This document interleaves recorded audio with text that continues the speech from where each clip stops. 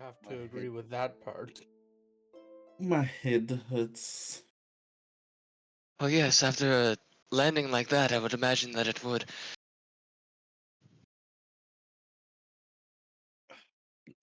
I look around. Where did I end up? What you said it was Vale? Yes, It's a tavern? this town is known as Vale. This is one of the taverns within the town. From what I know from the adventures with my fellow adventuring party, the town of Vale is sort of a trade hub on this part of the continent. Hmm, Rather peaceful place, except for when there happens to be outbreaks of problems that have happened in its history. problems?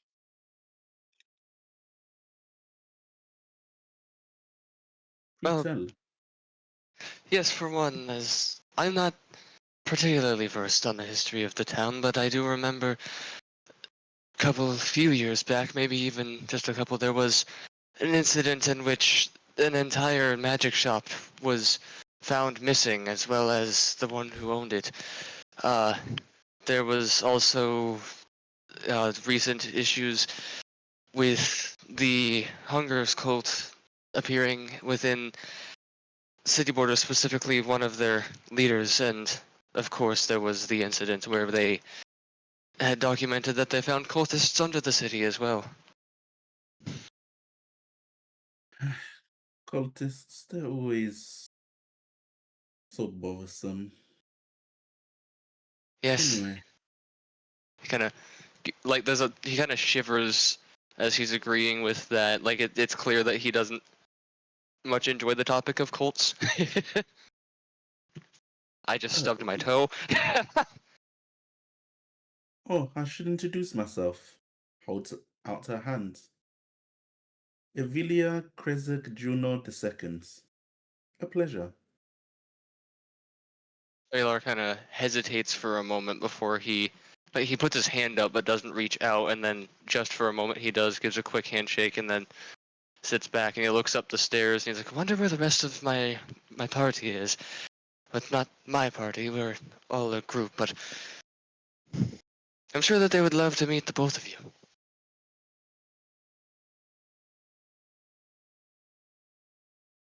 Th- I, the character would sort of look as if he was lost in thought before sticking out his hand. You may call me Entropy.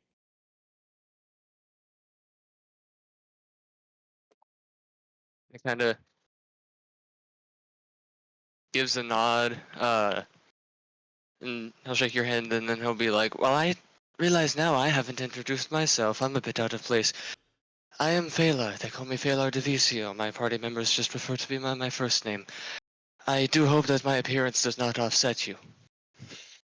As pretty much he says that, you probably start to notice around half of his body is just like emanating a purple glow, and you can see his skeletal structure under it. Yeah, it's like you're staring at a fear that's Pretty much, like you're like as he's half standing present, there, it's like half, half present, half not. Like or only like he's phasing a yeah, little. yeah. You can see this may be his jawbone through the side of his face that's glowing. it may be rude to ask, but I don't think I'm familiar with your race. You tilts her head. Alar What's kind of looks down for a moment as if he's kind of staring into like a memory in a way, just staring at the empty table, and then he shakes his head and he looks back up at you. Just, I am or was a wood elf. My past is a bit treacherous, and I care not to talk about it very often. What I will say is that part of my soul was ripped from me. I'm sad to hear that. You seem like a upstanding bloke.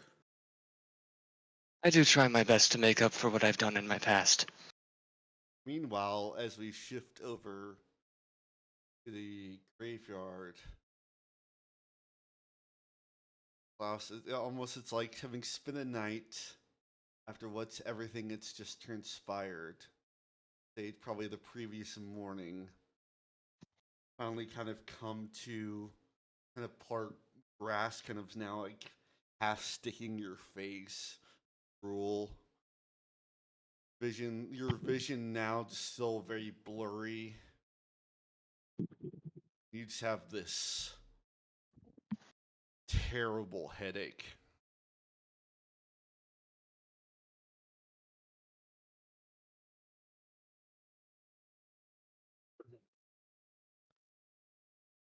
As you kind of look up, now seeing the sun's up, starting to rise.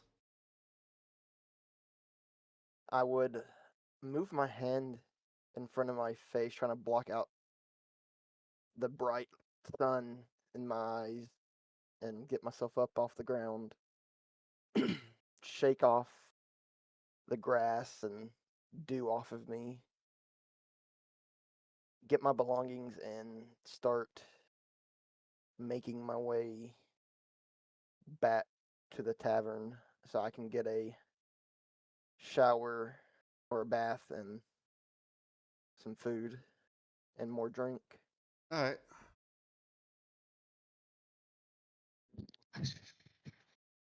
Hold on, I gotta send you a DM late while everyone's doing their thing. Cause it's not important. I just thought about something. All right. Is this the yeah, it is. And where am I at? There, okay. Are you looking for the tavern? Yeah, I found it.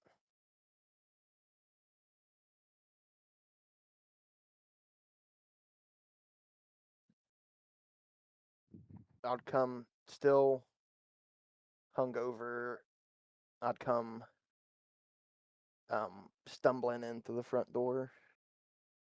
Like probably not even open. It's like as the rest of you are talking, you just the door just swing open as Klaus kind of stumbles in. And I'd make my way over to the keeper and ask for a hot bath and some good mead. He'll gold for the night for the room, but if you want some booze, in the other room.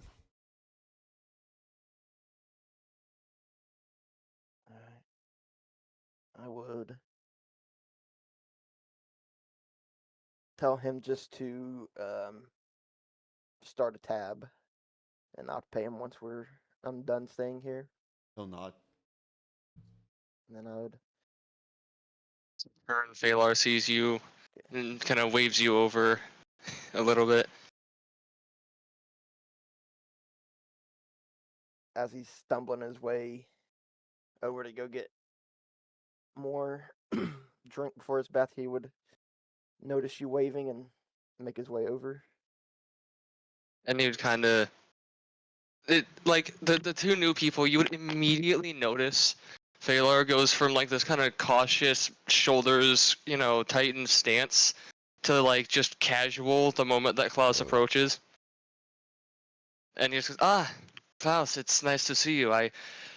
I'm not entirely sure where the others are, but we appear to possibly have two new people helping the same cause that we are. Figured maybe you'd want to say hello. Maybe if you want to describe Klaus to idea of what he looks like. Yes. So he wears a featureless pale mask with normally purple eyes, but the eyes do change depending on his mood.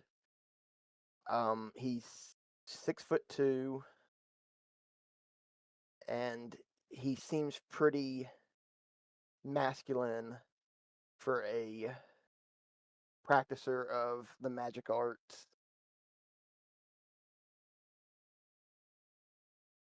And he would introduce himself as Klaus Silo Ravenheart. Two things that both Ivera and Interview you both notice is on one arm you see this rotting gray hand.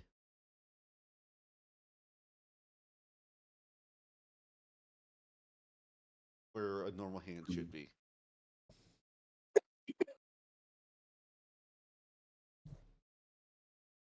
Being that hands, can I use divine sense? Yes.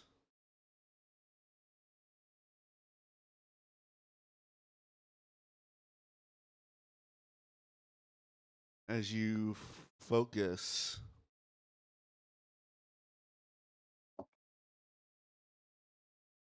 he screams. He appears as if he is undead.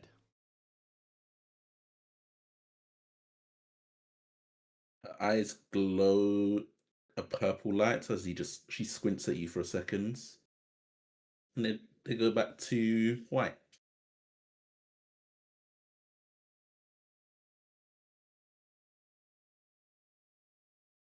After he introduces himself,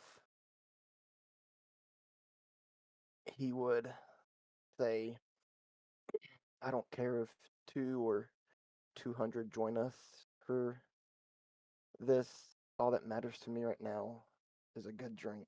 And then stumble his way off. He'll kind of give a nod and be like, well, I'll see you after that, it would seem.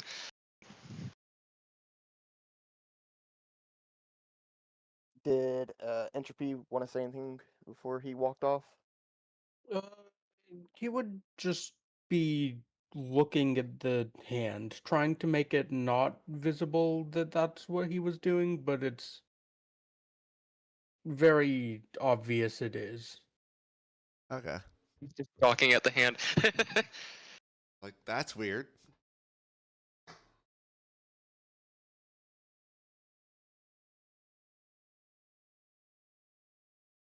But yeah, nothing to say. He's just observing for now.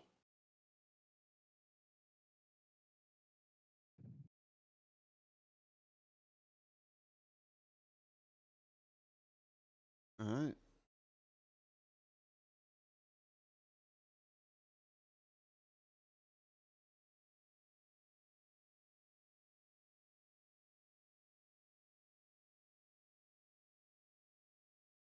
Looking over at Phalar, Evilra says, your friend looks a little worse for wears. He's been through quite a lot, I'd have to say.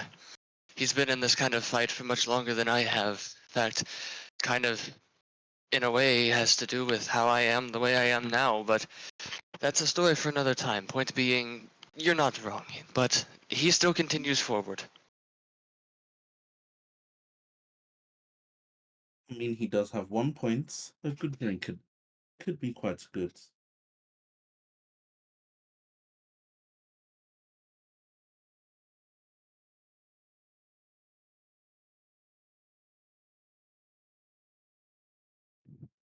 Kind of, uh,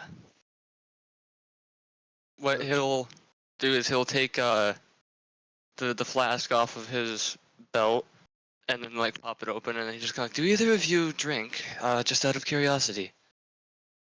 It depends. What are you drinking? Well, I tend to be a bit of a variety when it comes to such things. I prefer to have a stiff drink after stressful encounters. Helps me clear my mind. But right now, I've just got some basic ale with me, other than a little bit of something that helps you see people. But I'm gonna start putting on some music now, but y'all, both of y'all, feel free to adjust the volume on the music bot. Yep, already done it.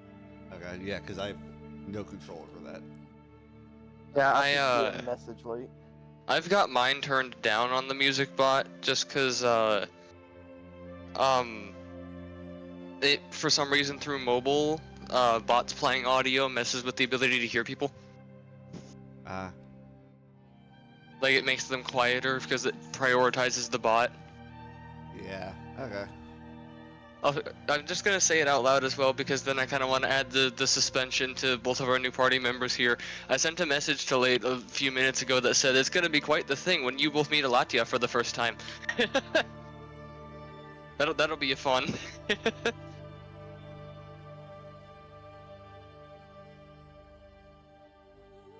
Interesting. Thinking we should probably have Alatia placed in the map. Not yet though, because then that spoils it.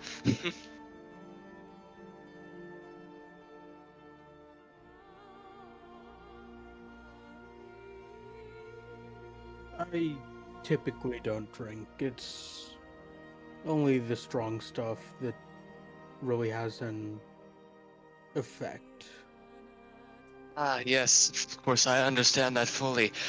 I am rather light, actually, especially for my body type. I weigh, last I checked, just around 31 pounds, and that's rather interesting. But I am quite the heavyweight when it comes to drinking due to my ghostly nature.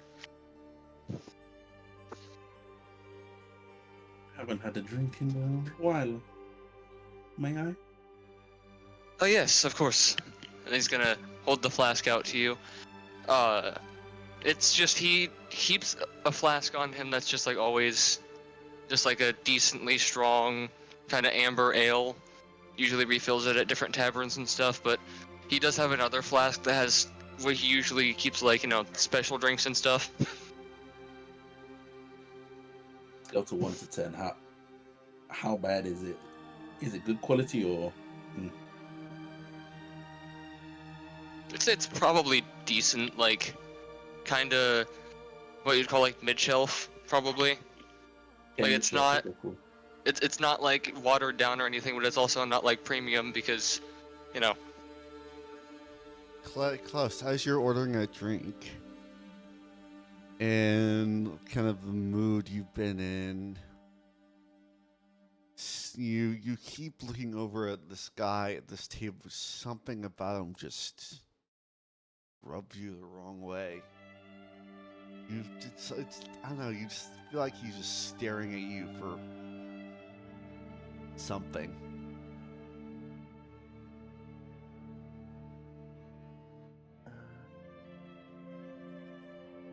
I would like to walk up to his table and ask him if he has a staring problem. It's like, I don't know what you're talking about, man. I'm just here getting a breakfast drink. What, you got a problem? I saw you looking at me. You're over by the bar. That a problem? You kept staring at me, looking at me funny. I don't know what you're talking about, man.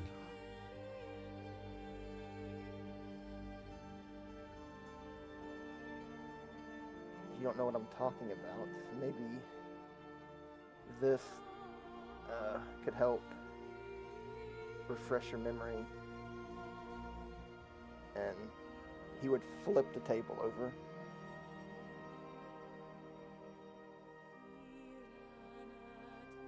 Guy kind of seeing the rest of you start hear a loud crash coming from the next room. Guy kind of standing there, and there's another clatter as his mug kind of rolls away. He kind of arms out, kind of looking down, the mead running down his outfit. Like, what the fuck's your problem, man? I'm just trying to drink. You're my problem. So the others who definitely noticed that Phalar kind of startles and then looks over in the direction. Just kind of gets that look on his face like he's like, uh-oh, and he's like, oh, yes, of course, that's probably Klaus. As a guy kind of walks around, he's going to pick up a stool with one hand and try and smash you over the head with it. I want to peek my head through, just peek what's going on.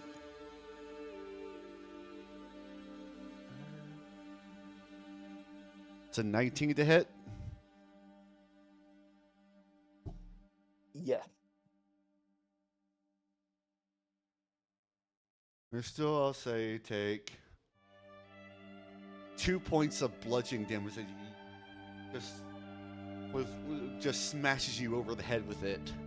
He is like, as the wood kind of splinters over you, kind of have to step back, kind of just taking you by surprise. That this guy is now starting something. That would be 1 point with my resistance, right? Yeah.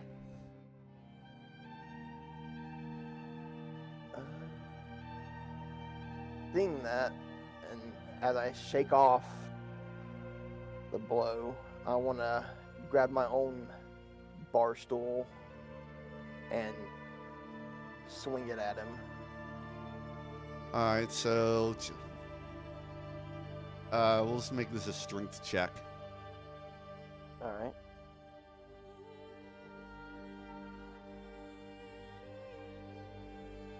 Uh, 17. That hits.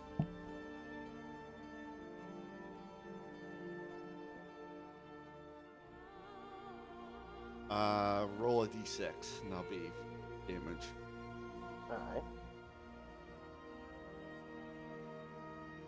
5 points.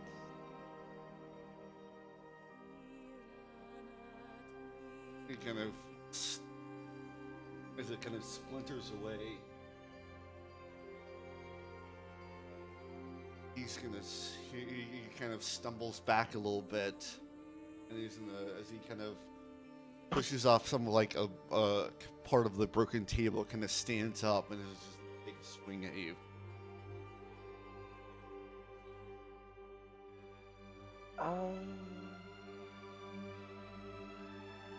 That's a 19 to hit.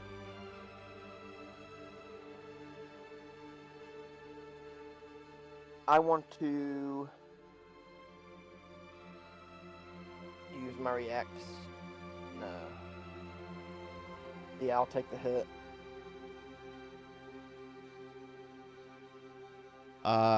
2 points of bludgeoning damage. Alright. What you want to do? Fela, it looks like your friend's getting into some problems. It looks like. I'm going to try and, as I come back around, I want to try and swing at him in the face.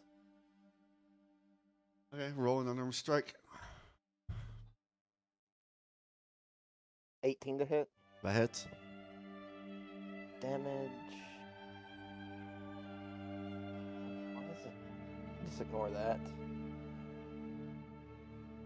Let me roll this. Another 5 points of bludgeoning. As you hit him square in the jaw, kind of like you see like a couple of teeth kind of go flying out and rattle on the floor as he kind of stumbles back, sways a little bit, and is out.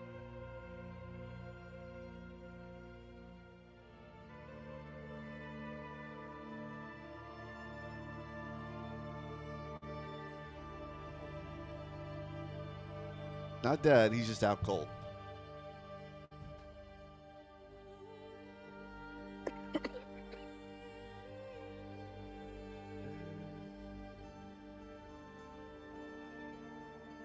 Baylor is just kind of sitting there. He's still got that look of concern on his face, but he hasn't made like any move. And he just kind of looks over, and he's just like, "This happens on occasion. That doesn't happen very often." He might have been a bit irritable, or maybe the guy was causing the problems first. I wouldn't know. I didn't see. Klaus, as you're just standing there, kind of hands balled into fists, you feel a hand on your shoulder. Feeling that, I would spin around, swinging thinking it may be one of his friends. Okay, roll it.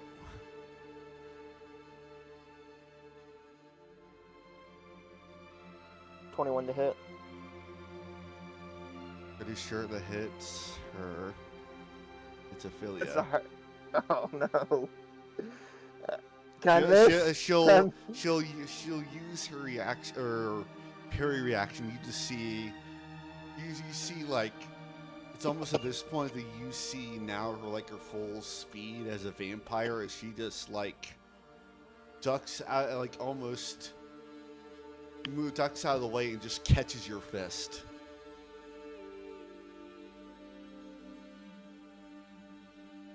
And just looks at you with just concern.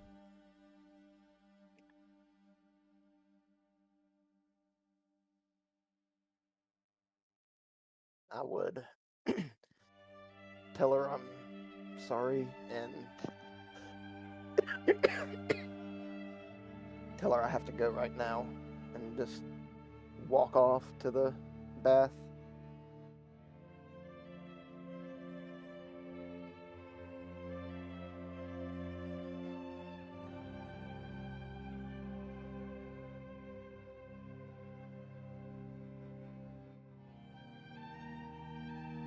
She kind of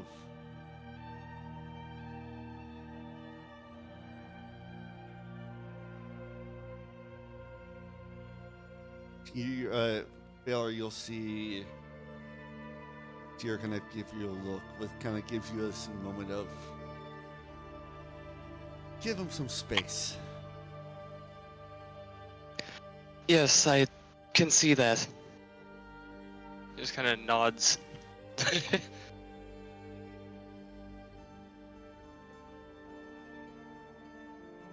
Go follow after him. Right, that was an eventful way for you to meet one of my party members. I was not expecting that. Everyone has their good days and bad days. Yes, that is true. Eventful, yes, but at least he was the one to win the fight. Bedrooms are on this floor. Where's my view height?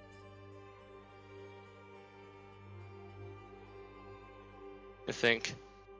Thalar kind of looks at the two and is just like, so do you two have any particular interests or side hobby sort of things that you do?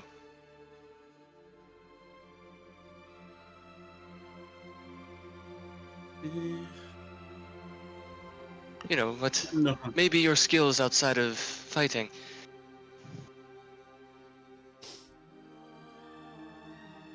Not much. He would sort of think and appear lost in thought for a moment before shaking his head and letting out sort of a raspy cough.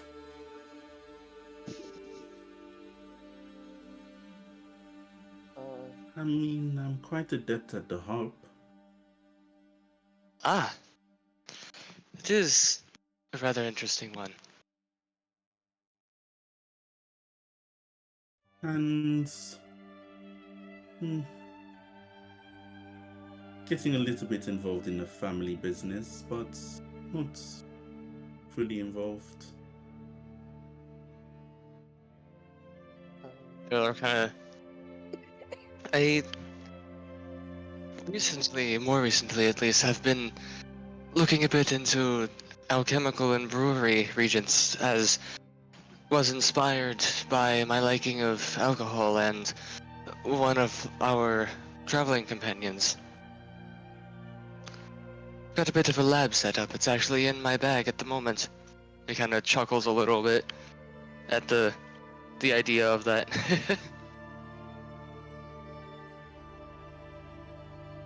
Are you going back down? Yeah, after a while, after he's had a bath and time to decompress, him and Ophelia would probably come back down. All right. Klaus has returned to rejoin us. Welcome back.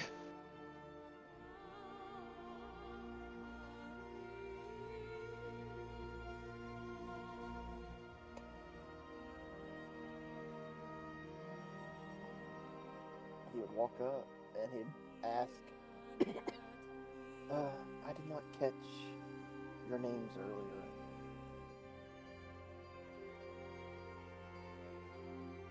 Evilria Krasik Juno II. A pleasure.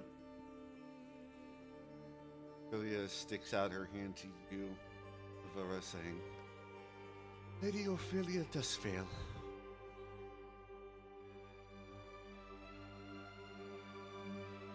Does that And last name ring any bells? It is a. You've in your time in the Shadowfell, you've heard this family name. It is a. It is a well-known, noble, well-known, vampiric, noble family that lives within Shadowfell.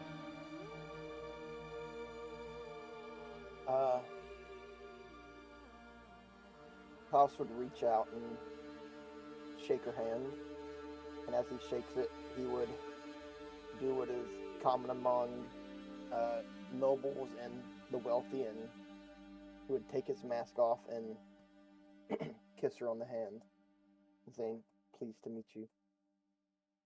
Oh, you don't need to do all of that.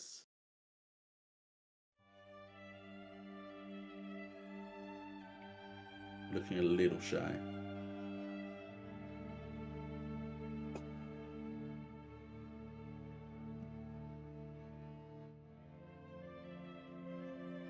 you may call me Entropy. He would nod in the direction of Klaus.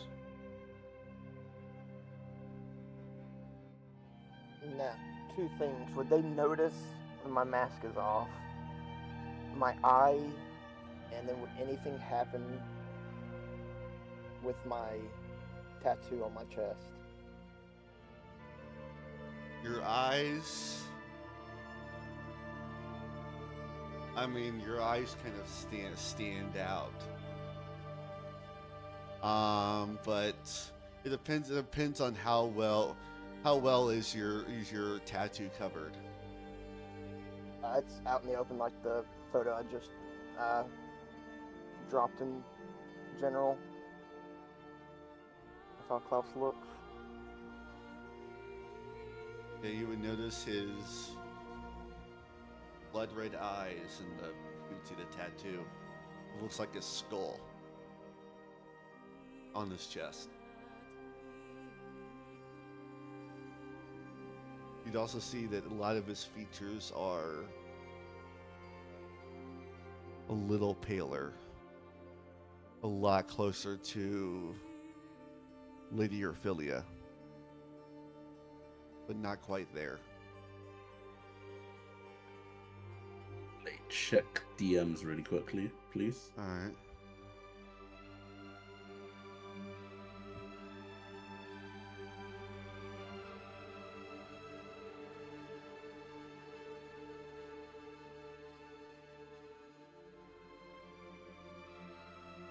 For what?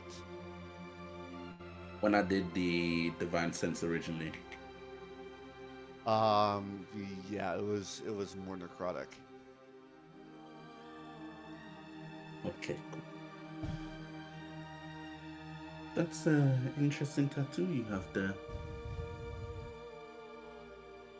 It was not put there willingly.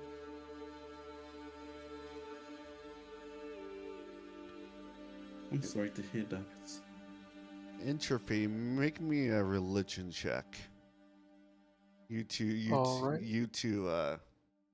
Avora.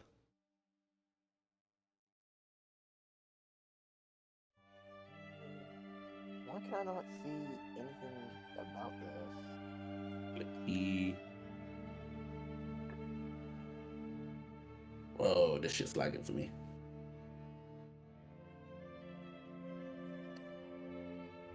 That is a 10.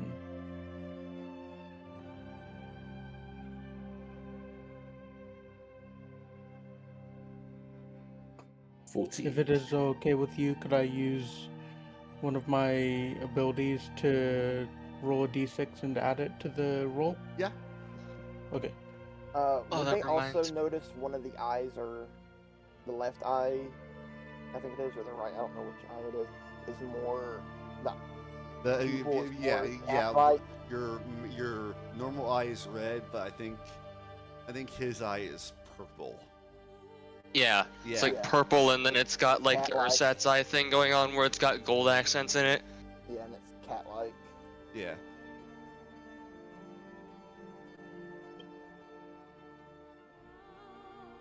So the 12.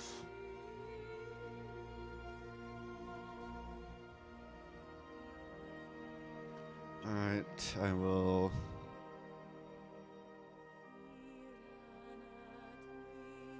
DM both of you.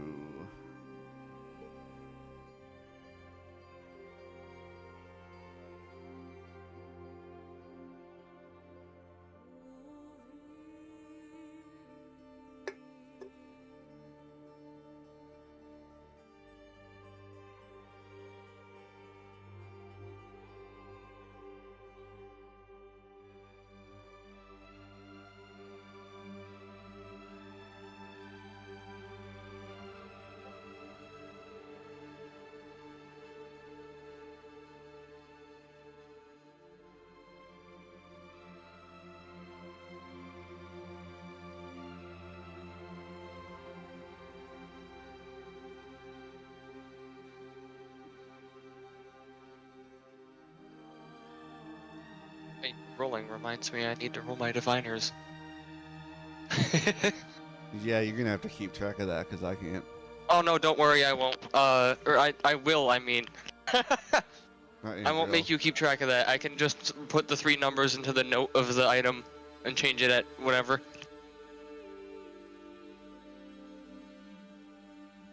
I'll kind of do that in character too, where like, since it is an in-game item, as we're all talking, Phalar kind of like reaches into a component pouch that he's got on his side, and he pulls out 3 6-sided dice that are made out of transparent blue crystal, and he's gonna roll them out on the table, and they kind of leave like a blue mist behind as they travel across the table. I'm just gonna roll. Okay, 1, 3, and 6. I'm gonna put those in my notes.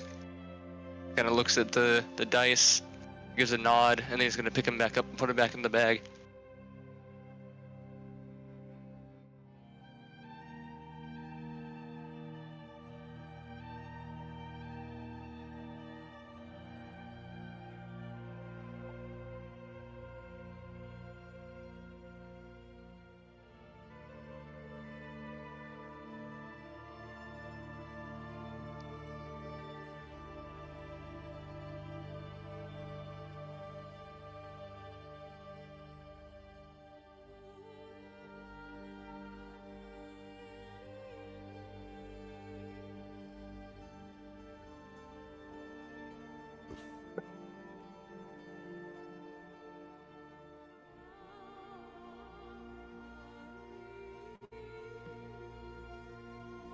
You'd see Evilra squint her eyes as she sees your tattoo.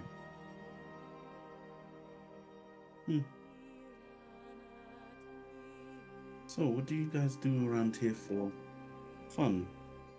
If you guys do that.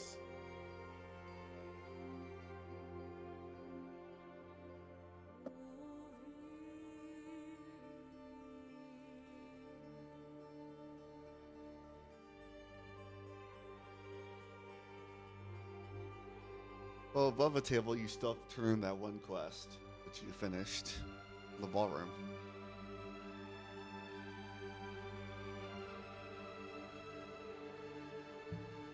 Maybe decide on your next adventure.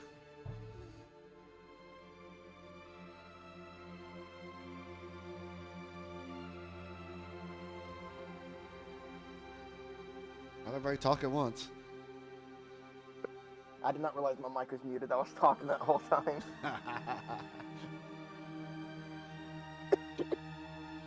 I was saying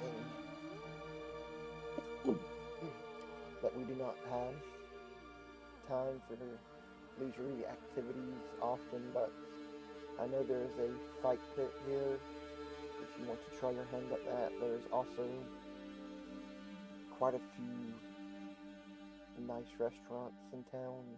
There is a play that is put on, and the fair is coming to Vale soon.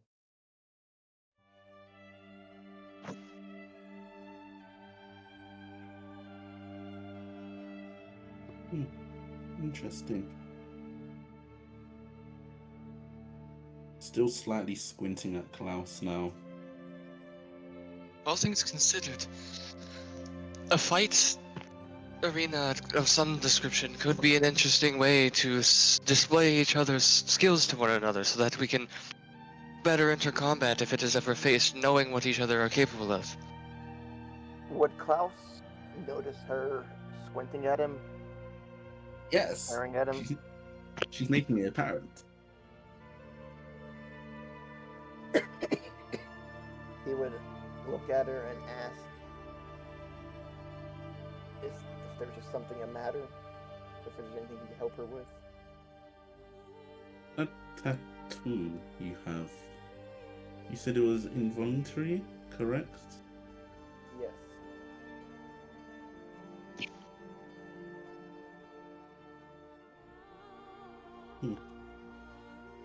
You can tell just by how she's now standing cross-armed, she's a little bit skeptical of you. Why does this happen every time? He's an upright citizen. Baylor kind of gives a smirk as he's closing the, or as he's, getting stuff back in his bag, and he's just like, it seems that you have yet again been struck with the distrust.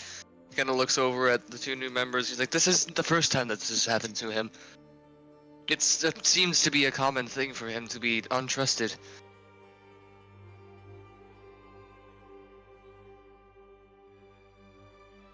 At least at first. I am done nothing but be trustworthy, Phalar. I am very open about my motives and what I'm here to accomplish. That you have been, I do have to say.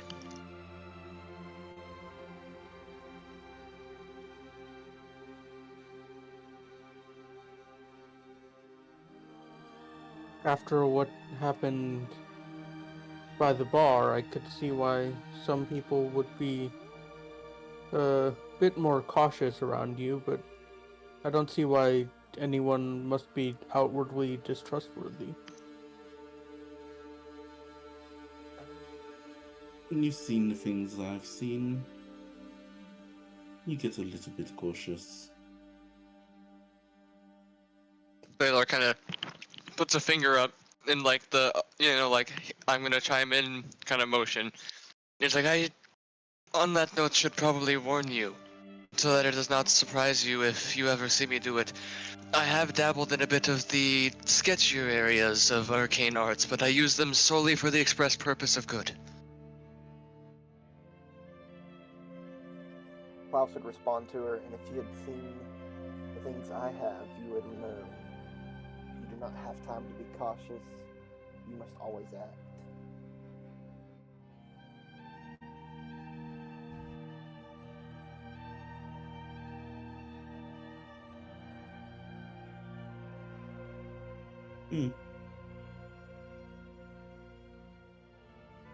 She's gonna just walk around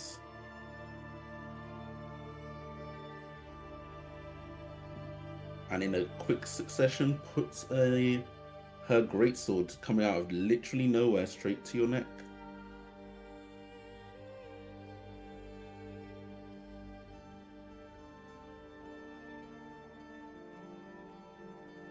And if I do act,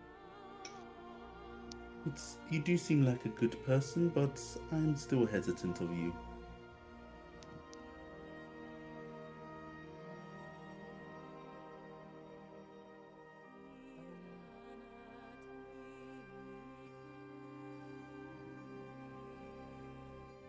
As a reaction to her doing that, can I try and leg swipe her?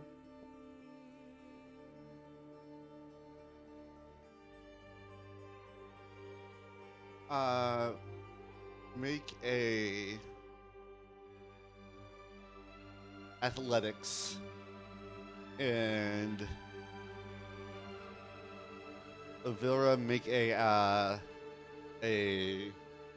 athletics or acrobatics, your choice. Do we roll it out in the open or just to you? Out in the open.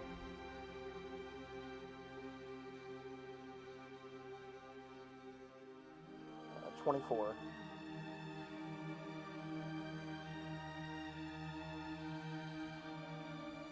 My dice are very slow.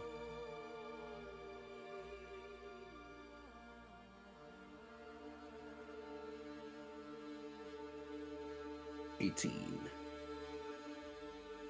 So how do you trip her? I would Even just- though she has a sword to your neck.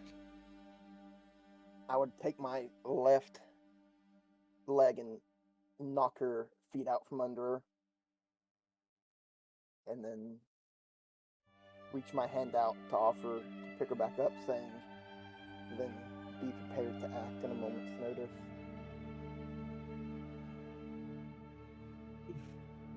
I've gotten rusty.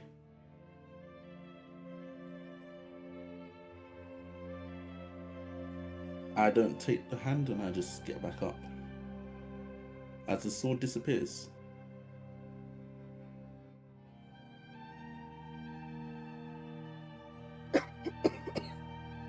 And for reference, the sword is glowing. It is... In the middle is black and it emanates a purple-ish aura coming off of it.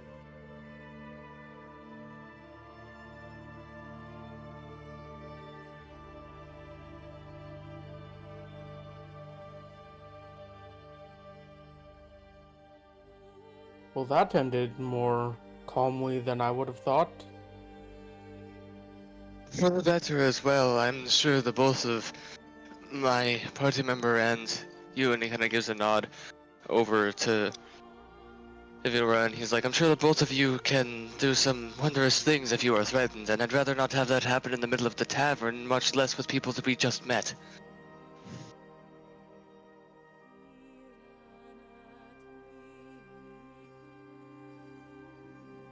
He kind of looks over at Klaus and he's like, anything, all things considered, as they are, to an extent, seem to be on the same path that we are of trying to deal with the issue at hand with the Herald and his people. True.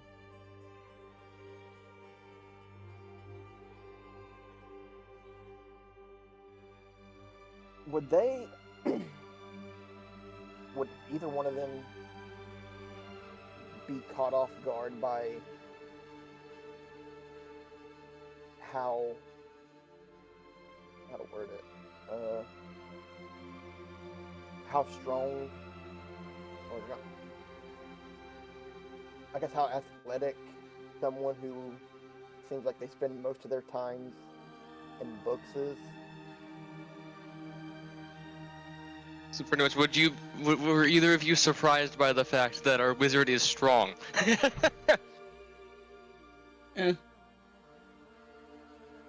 Not necessarily.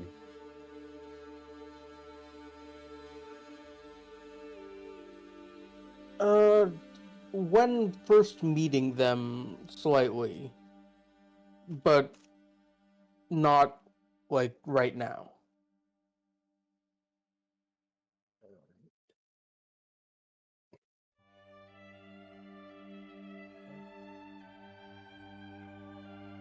He would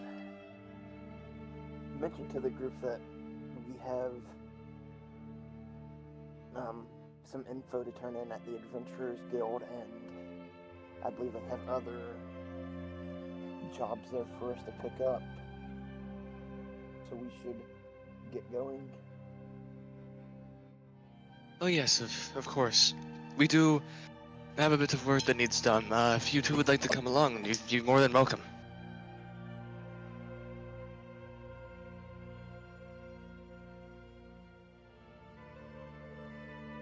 I'm open to it.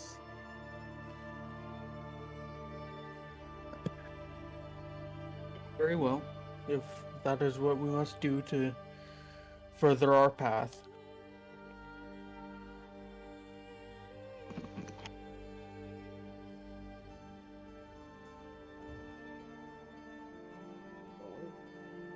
He would look slightly concerned and a bit confused on his face before shaking his head and returning to the conversation at hand.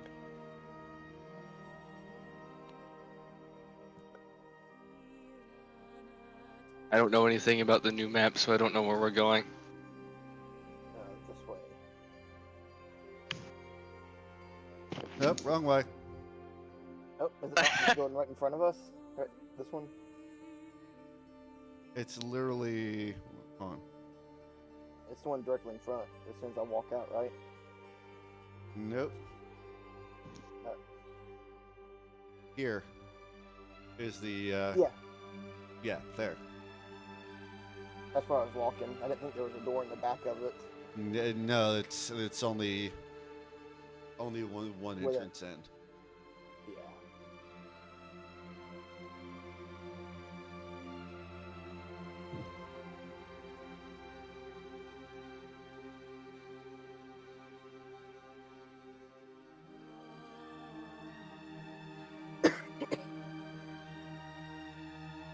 Plus, you also notice that you see the two as you come out of the entrance. You definitely notice the very large, heavy enforcers of the Arcane Eye standing guard at the other tower.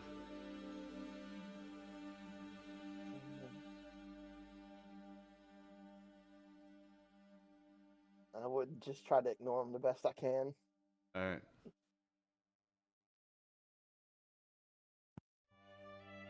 That's not concerning at all. It's as we're walking, if he's kind of looks over. He's just, I mean, considering this town's history with magical issues, it's no surprise that the Arcane Eye would want to keep it guarded. Yeah, above a Actually, table. just recently, yes. The Arcane Eye is my world's version of Magic Police.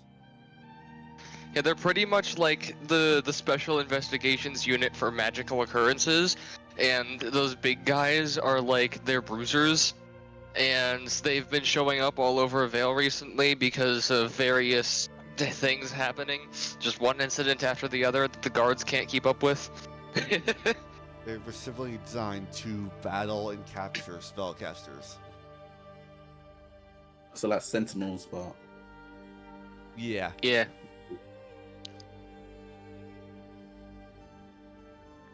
If y'all want to, you can use the arrow keys to move your mini one time at a time. Yeah, if you need to teleport yourself, if you hold shift and you drag your mini, you'll see you create like a little ghost icon. There you can Just you shift click, Yeah. and you can just It's a good way You if you're stuck or as well. We should probably tell them about the real quick. The turning on this. He already did. All right. Just making sure. There's like 5 or 6 different How ways. do we turn on the ruler? So you press M, and then you're gonna press. I think it's now 5, Yep. and that should turn the little man orange, and then you just press M again, and then it'll make it so that you. When you move, yeah, there you go. And then the other things are sphere ruler, cube ruler, cone, and line. Yep.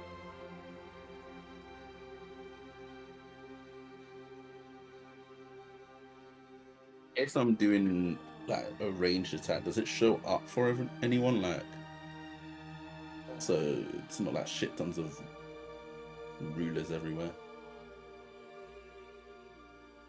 What the fuck was that? So you can measure the Yeah, the distance for things, but there is these. So like I could do this, yeah, and then yeah, Late can approve the attack, and it boinks you with a red laser. Yep. Okay, cool. So it's not gonna. There is like a little visual effect you can do for that, but usually you do measure it with the ruler to start. We kind of end up forgetting that the attack effect things are there most of the time, but You Yeah. can also go to emotes and be surprised, wiggle, or twirl. or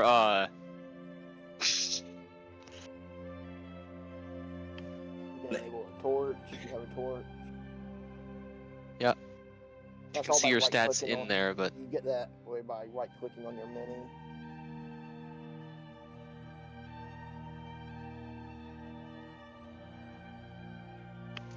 of course we got the elevate and rotate with Control and Alt. Which now that I've done that, it's locked him into that direction. Damn it! Stop it. There we go. The adventure skill seems dark. Anybody home?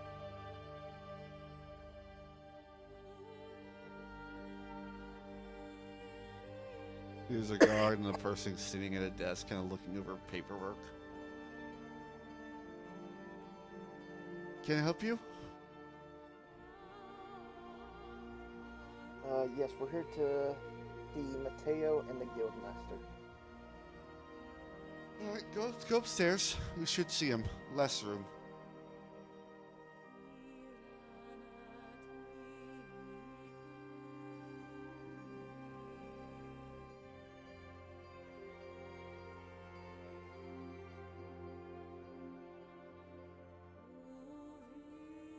Probably should have asked what floor before I walked up. I mean, it's only 2 floors.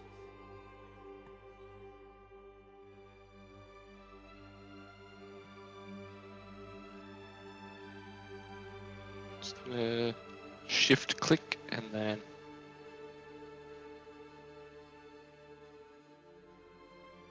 Yeah, so the quartermaster, you can get like basic supplies at like a small discount, like rations,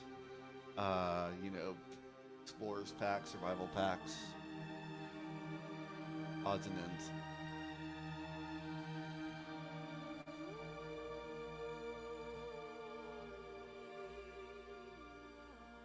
Guy kind of looks up from his leaning kind of heavy on his crutch, saying, I see you're back. Yes, we have completed the quest for the masquerade. Ah, good, good. He kind of walks over to the... Well, he's barely sticking above that counter. oh, felt that one of the first characters I ever played was a goblin. He had the same problem. He kind of scribbles it down in the book, saying, all right, all right. Kind of looks at the new people, saying, my records show these are not originally those on the contract. We met them while we were in the tavern on our way back. The rest of our party seems to have been caught up elsewhere, but we figured we would take the initiative while we awaited them. He'll nod and kind of walk over to the nearby chest. Open it up, kind of fiddle around, pulls out the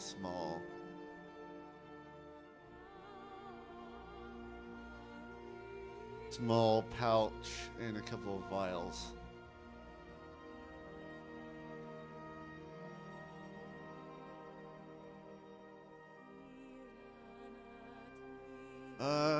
Not a high reward for this one, but 100 gold and these oils of sharpness.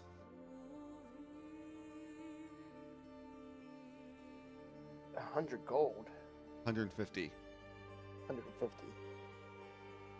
That barely covers the price of the clothes we had to buy for this. He gives you this like uncaring look.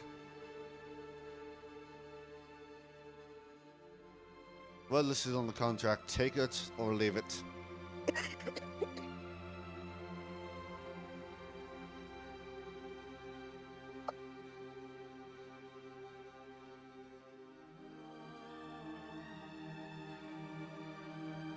You throwing another 50? Nope, that's what's listed on the contract.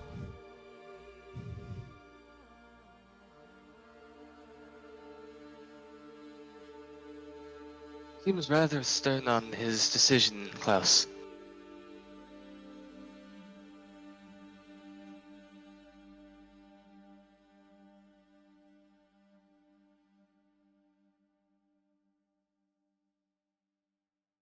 He like he still hasn't slid it over. He's like still has it in his hands. It's like, do you want it or not?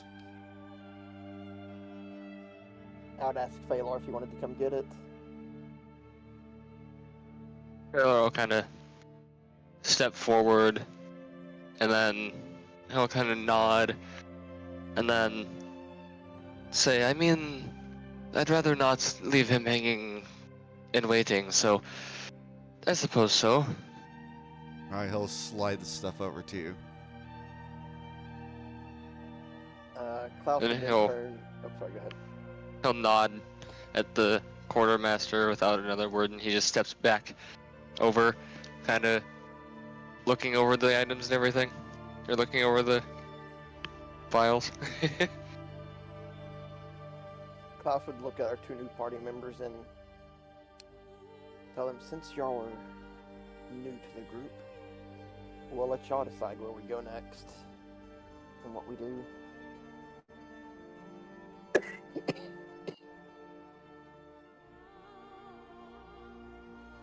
And then the quests are in the quest log channel if y'all wanted to look at them. Let's get an update.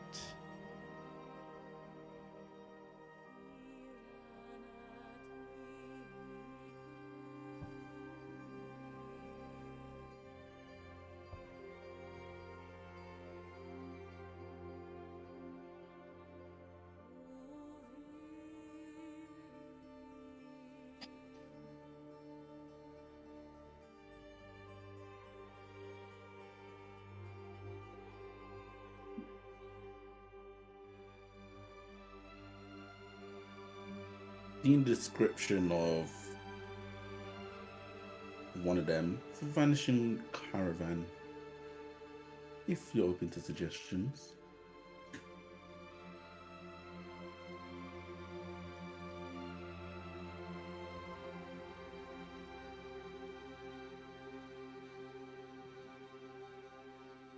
The echoes also sounds interesting to me. Could be a What if place a of splendid untold scene? lore. That it could. Since we got a slight bit of a split here between the new members. That's what we would like to do first.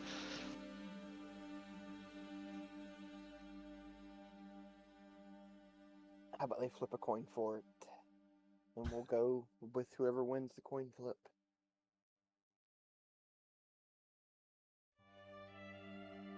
Somebody want to roll a D2 with the bot? Oh yeah, you can use Avray to roll non-existent dice types, so you can roll a d2. We'll say 1 is caravan, 2 is You also have 2 is echo. It's a 2.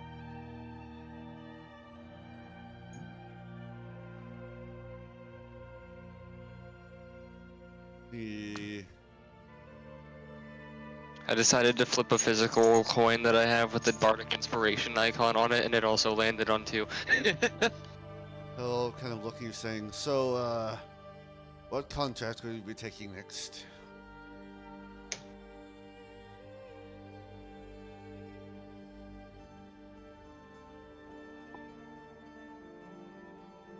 It Oh, looks like we will be doing the Echoes of the Lost Sanctum, does it not?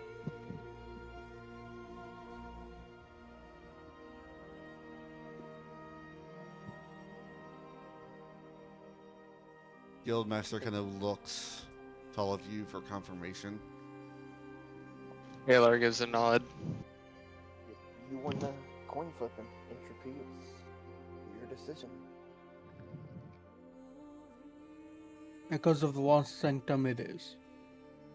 I'll kind of pull out the contract, kind of pull out the contract, kind of sign it, and slide it over to you, Klaus.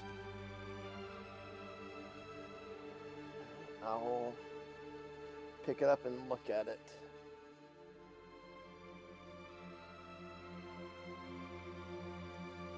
Look at the quest rewards and all that. Quest rewards are not listed on the contract. Okay. There's only a note that says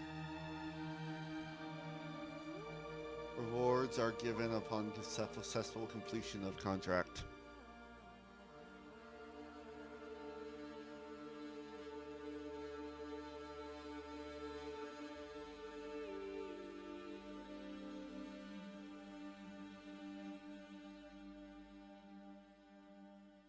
And then he would look at it and give the contract to Entropy, saying it's And- his mission he can lead. Alright, Entropy would grab the quest and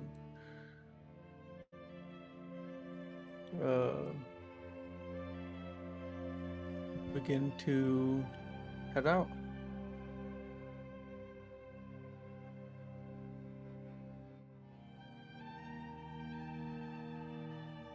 Is there anything that we need to purchase in preparation for this?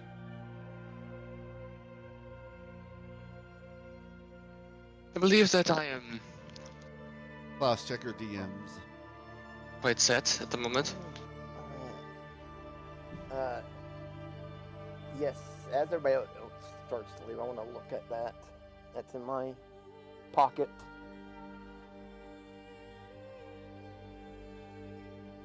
I'll stop her at the doorway and look at it, remembering it as it comes to mind. As you look at it, you see it looks like some kind of prophecy.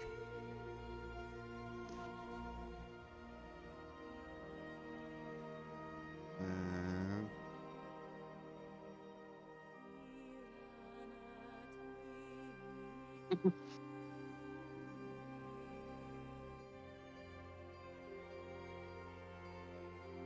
Now I just put my cutoff point down. There we go.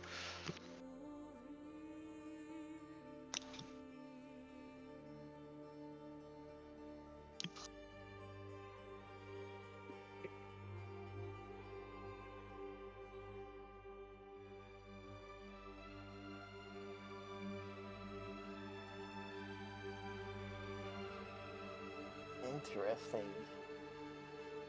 like as you kind of look over it, I feel like it's talking about you.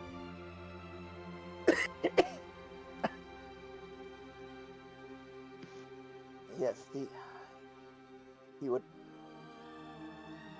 ponder on this for a minute before thinking he will think more about this later and put the note back in his pocket. Alright. And So- as I get ready to leave, I'll turn around to the guildmaster and say, "Dear guildmaster, please take care. I would so hate for somebody to come crashing through your wall in the middle of the night like the previous guildmaster had happen." You And hear him continue call walking out, "You should be careful with idle threats. They can get you in lots of trouble." Without turning back, I would just say, "It's a promise, not a threat." And keep walking. Just laughs. So as we go out the door, late I sent you a DM, but I'll say this out loud, since I can telepathically command that. So as we step out the door, right as Klaus starts to come out behind us, Oh, Taylor I kind of gotta stops for a text you moment. again.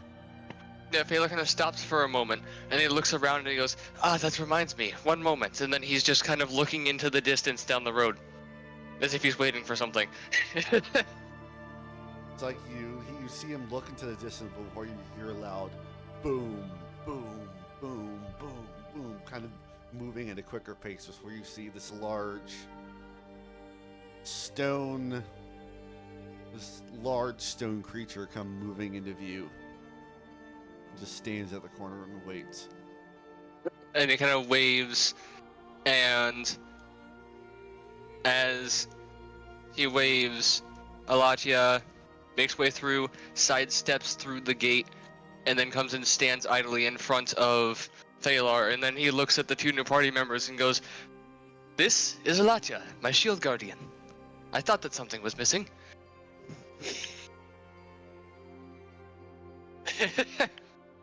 Rather large, are they not? Yes, they do tend to be. I read up on them a bit. They tend to stand anywhere from between 15 to 20 feet tall, and they're made out of enchanted wood and stone with an internal clockwork mechanism that keeps them going. And then he kind of points to the amulet that's on his neck that it's like heavy chain, and that's what looks like kind of like a palm-sized shield on it. And he taps it, and he goes, "As long as I am attuned with this item, I have complete control over what the Latia does."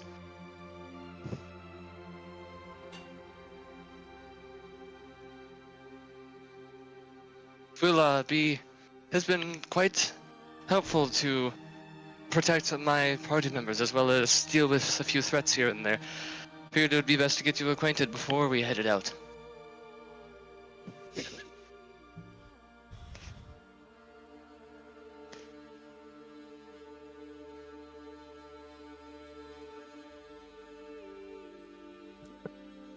Uh, is there anything on the quest list that isn't already listed in the contract board? Everything that's in the quest log are all current available contracts. Oh, I mean the one we accepted. Is there anything that isn't said in the Discord quest log? Or No, it just indicates who you need to speak to okay, gather more to get more information. okay. Like any MMO, it's leading you to the quest giver.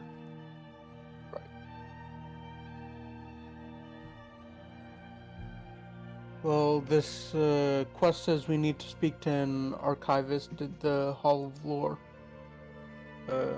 Do any of you know where that is?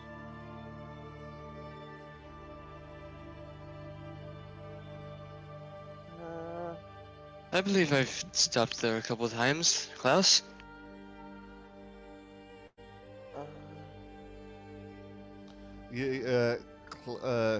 There's two archives. There's one the school has, and then there's the public one over here.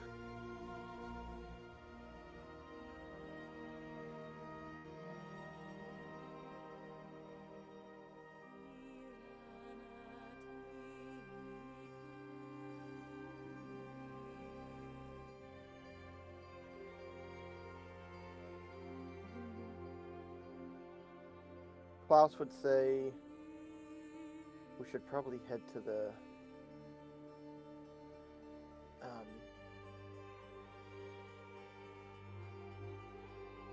name of it's blanking. I can't think of what it's called. With the archive? Yeah, archive. We should probably head to the public archive and see if we can find them there. Which is here. Little bubbles. Cool.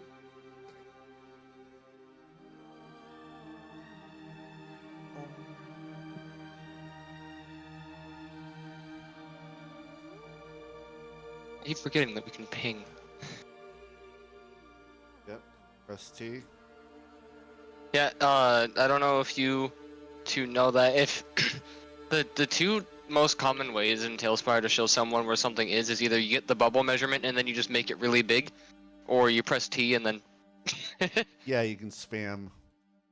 Yeah, you could. It's funny because if you spam it just right, all in the same spot like this, it starts to create like this constant pattern.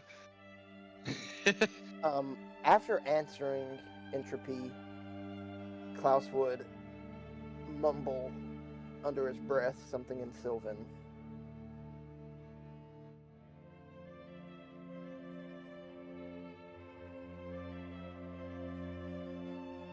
Does Entropy know Sylvan? I do not.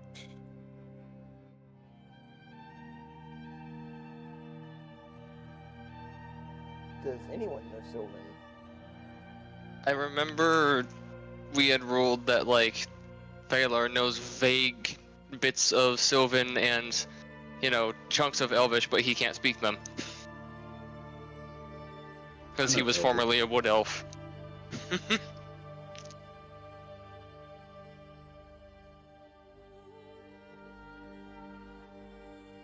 Whether or not he'd be close enough to hear whatever you said, though, since you said that you kind of muttered it and he's on the other side of Alatia. Well, if nobody else knows Sylvan, I'll just keep it to myself then. Only Elven.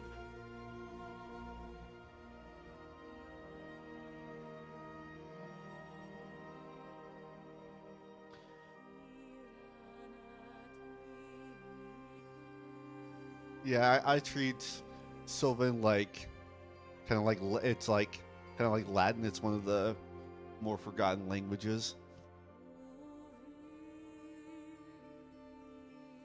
Wow, if Elven is like Spanish, would I know like 1 or 2 words he says?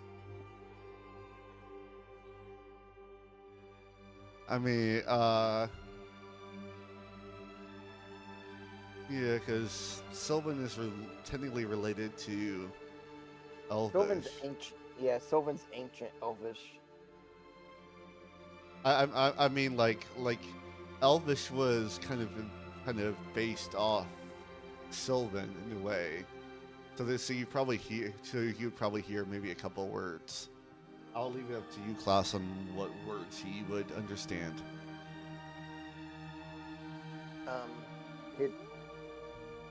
She would probably hear, of course, archives,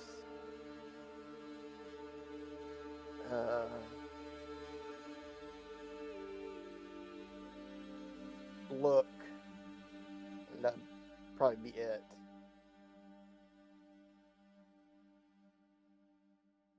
Elven reacts. Just carries on walking. We said I didn't quite catch what you said. What'd you say?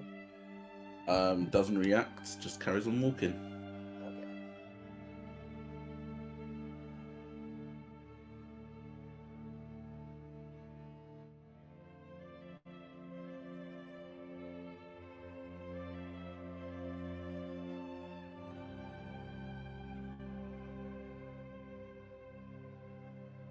Hey, Otto has arrived. Hey! Hey. Hey!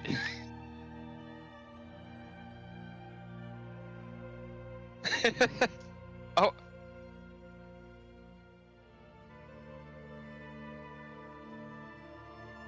Hello, hello. You might be having. Oh, there we go. Yeah. Hey, Otto. Hi. Little late to the party, sir. Yep, just got home. We've got some new party members, as is evident. Mm-hmm. What would Otto have been up to before the session, actually? Just sleeping? I am completely lost track of it. What did we do Last session, y'all y'all went to the Feywild. the masquerade party. And Yeah. Had the massive debacle with the Herald showing up and trying to recruit people Yes. and people getting murdered, and then we escaped. Yes, the guy named Harold. Yes. Yep. Oh yeah, above table. Quick little thing that's happened.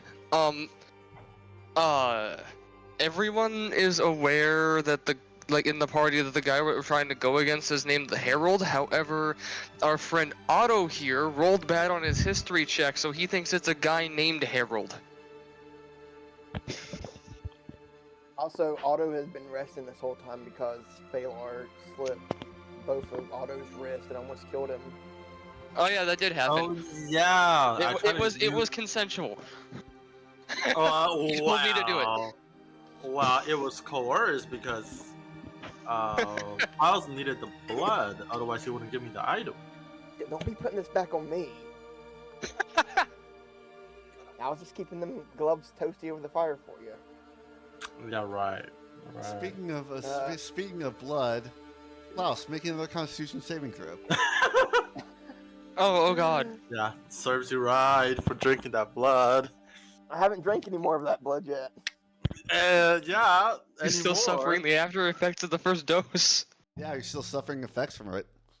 12.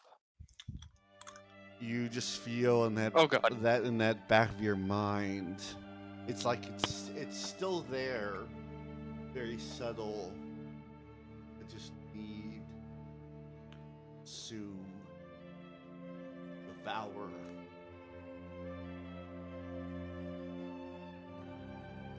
Klaus would, as we're walking, would tell the rest of the party. It's subtle. It's not being forced. It's just very. Yeah. You're just feeling kind of peckish. Yeah.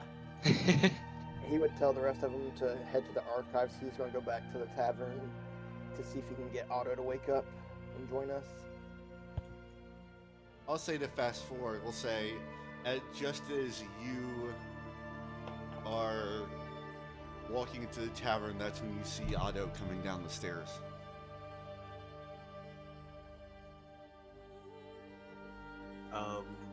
Are you looking for me? Yes. Okay. Are we going somewhere? Yes, we are heading to the archives. Where? The archives. Archives. Where? Yeah. For what? Another quest. Okay. Sure. I guess we can lead the way. Follow me.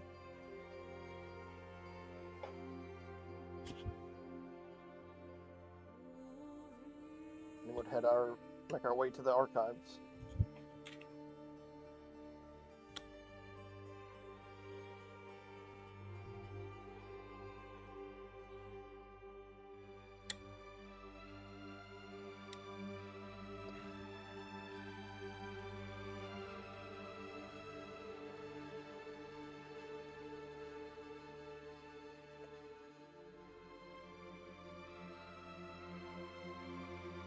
Went past the door. Shift. Oh, there it is. I'll let everybody else go in first, since they'll be there before me and Otto will be. Elijah's just gonna situate right here.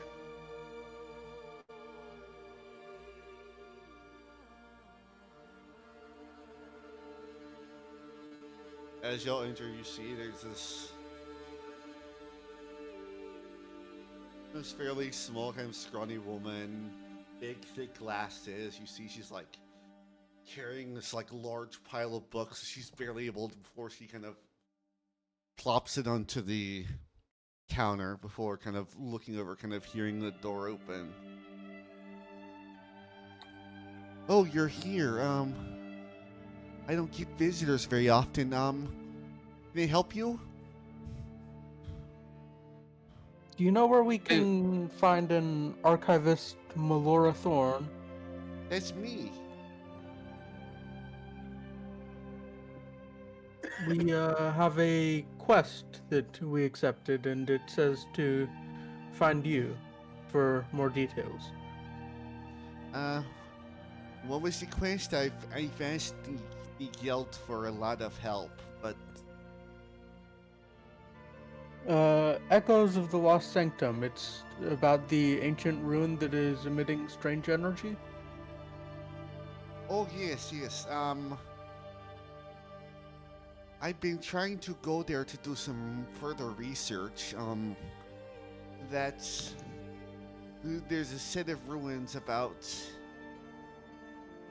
good 3 miles. It's had good significant good historical significance. It's been there since the first age, and I was hoping to go there and do some research, but there's this weird kind of purple glow, and when I tried to go in further, there was this weird kind of shadow creature.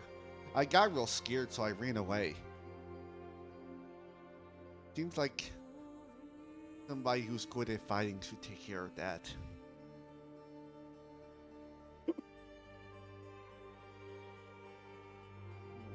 Would it be about this time me and Otto show up? Yeah.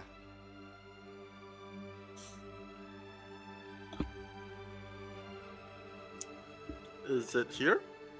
Here. Yeah, if Hey. if you just just double click on your mini, it'll bring you there. You kind of, Oh, I see. she kind of looks at you, kind of all kind of excited, like, can you help me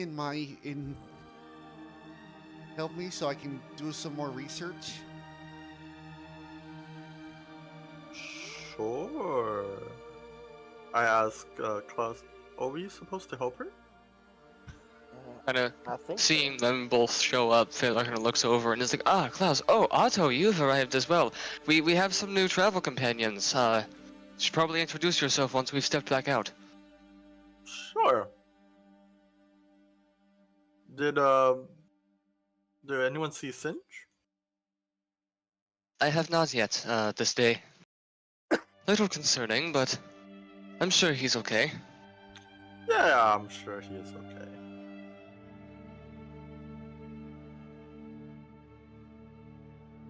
What are we doing here? We're just helping the lady over there? There was, from what she was saying, there was a bit of a disturbance at some sort of sites that we need to go and investigate and deal with because she's trying to do research and it's stopping her. Oh, what kind of Weird disturbance? purple energy and shadow creatures, apparently. Uh, okay. Then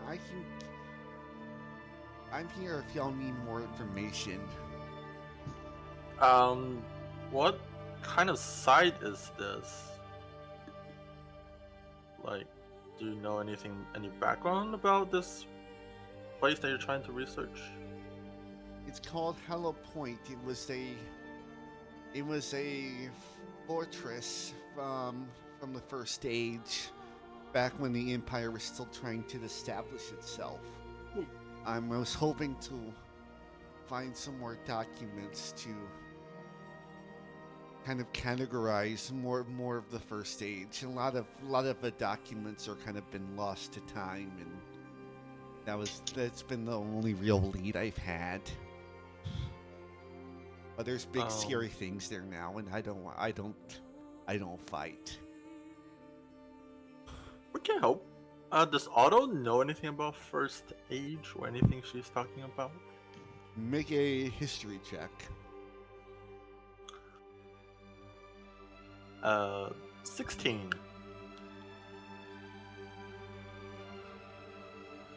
You've heard, like maybe from a couple of history books, how the first age of the Empire was more of a rougher time. It's before most of the country was united under the Ruby Throne. There were a lot of city-states and a lot of conflict for power and control. And only thing you know is that Hollow Point was at least during this time one of like the bigger, more well-known fortresses.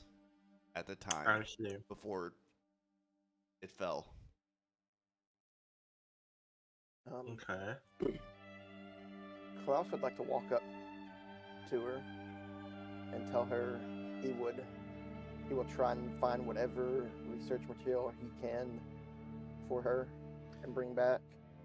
That would be greatly appreciated. If I'll tell you what, if for any books and documents you find, I'll throw in another 100 gold. That is not Maybe more if it's in better condition.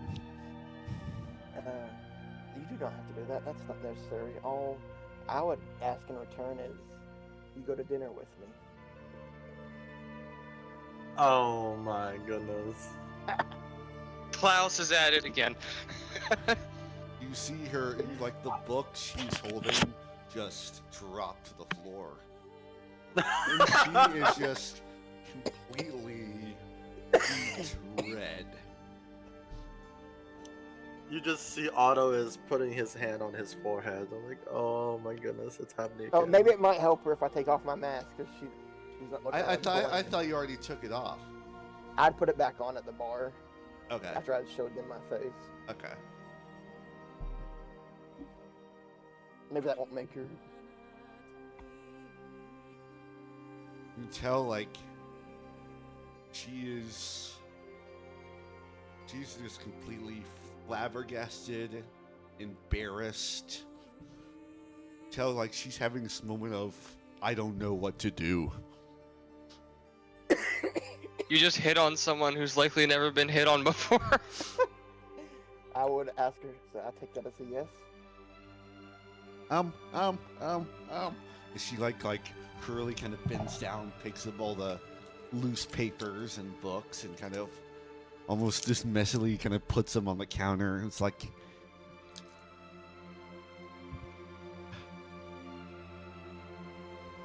see, like she's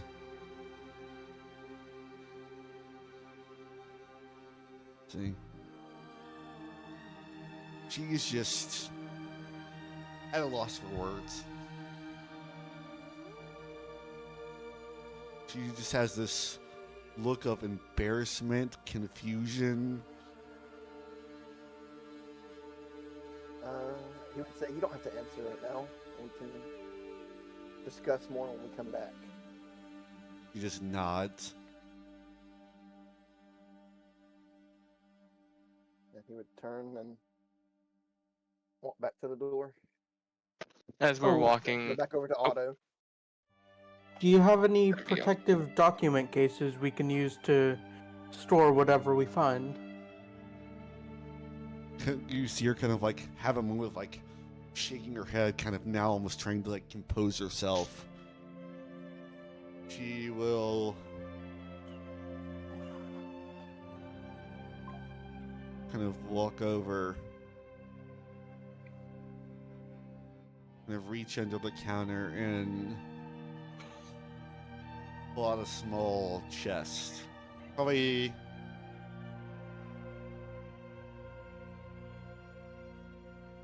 closer to like a joy, probably about the size of like a joy box, maybe a little bigger.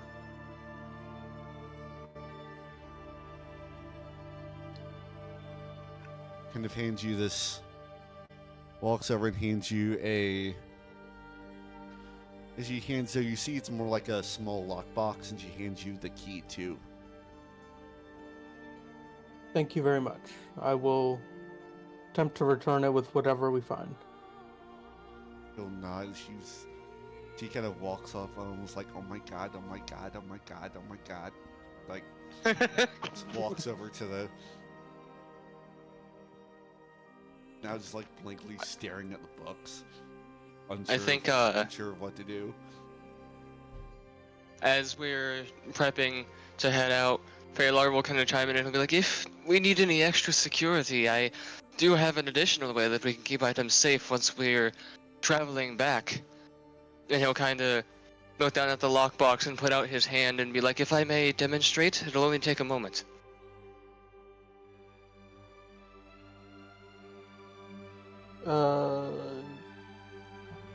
Entropy would look over to the archivist for approval. She'll nod. He'll hold it out. So Thaler will take the I'll be right back. lockbox in his hands, and then he's gonna like have it, sitting up, one hand in his palm, and then with his other hand he's going to draw the knife that's on his side from its sheath. He's gonna kind of point it out, trying not to make it look like he's pointing it in your direction, but it ends up being in your direction, and he's going to turn it like a key, and the lockbox kind of shines with the same purple glow that's on his body, and foomps, just vanishes from his hand. And then he turns it back again, and it reappears in his hand, and then he hands it back to you.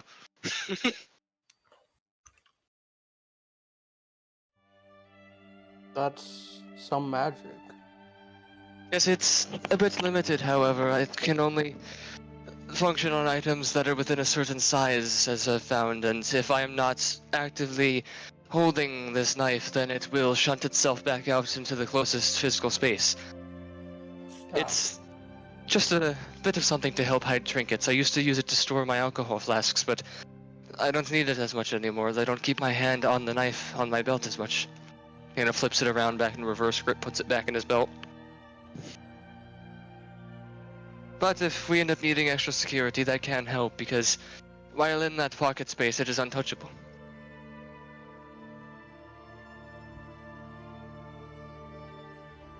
So, It most certainly will come in handy sometime, I feel.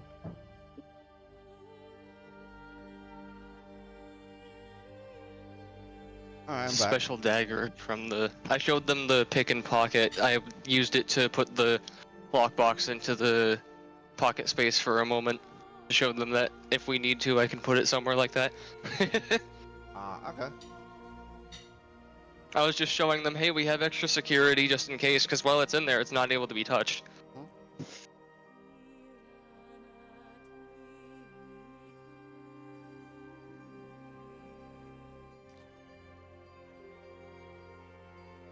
That being said, I do believe we have our other party member here that we should probably introduce you to. Kind of look out the door and be like, Otto, Yeah. we're on the way out. Do you want to introduce yourself? Yeah. So my name's Otto.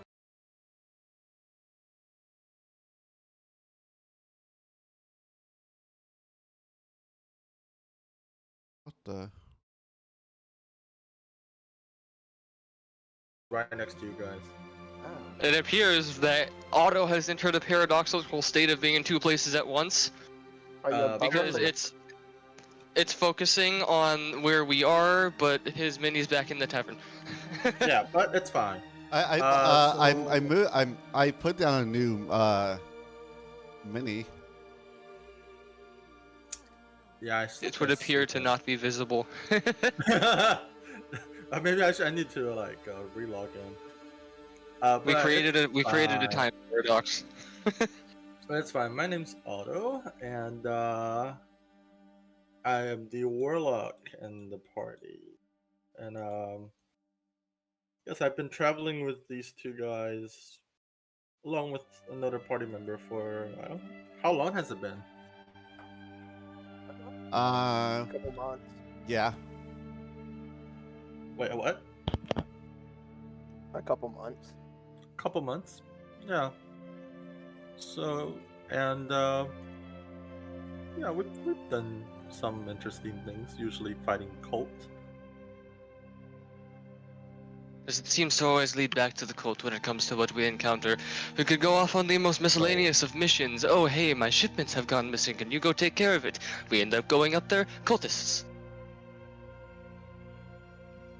Yeah. After Otto talks about the other group members, he would look at our two new ones and say, I would keep a caution around this one. It seems they go through party members quite quickly. Before I joined them, there was a paladin of some sorts, and he is gone missing now. And then they had two others, and No, they're both gone. Two I do have other- to. Yes, there was Oh, Indonia, wait, and then there's Indonia. Indonia, I believe, went off on her own way recently when we were in the Shadowfell. I'm not sure where Singe ended That's up. I hope that true. he made it out when the occurrence happened with the Feywild party incident. Are we sure she went somewhere and it wasn't, you know, shaking his head over in Otto's direction had something to do with it? Oh, yes, I'm sure huh? of that one. As for Steve, I don't know what happened to Steve. That seems like Well, when I've been asking you- about where Steve was ever it seems since like we when left. Klaus showed up, Steve went. It maybe he didn't feel comfortable for some reason. It's hard to say. Maybe Steve doesn't like Klaus, so he just left. It seems to be a running theme that people don't like Klaus upon first meeting them. Well, I never met this Steve, so. Well, That we've puts a met hole you in for a your- while. It's still you're sketchy. What have I done that's sketchy? I've told you up front everything I've. Asking for Random. blood? Okay. He did tell you I that didn't he go wanted behind your it, though. back and do it when you were sleeping. Well, I'm sure you I was wanted to. upfront about it. If I wanted to, I I'm would have. sure you wanted to. If I wanted to, I would have. Anyway. But yeah, we're going through some party members. But Some three of female us members. are still in this party.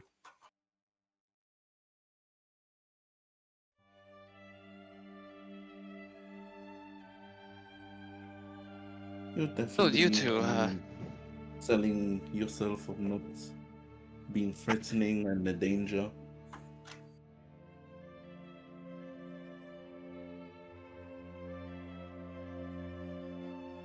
So if you two would like to introduce yourselves to Otto, so that he may know your names as well. Oh, Lady Ilvara Kresik Gino the second, sorry. Okay, And- so what would you like us to call you?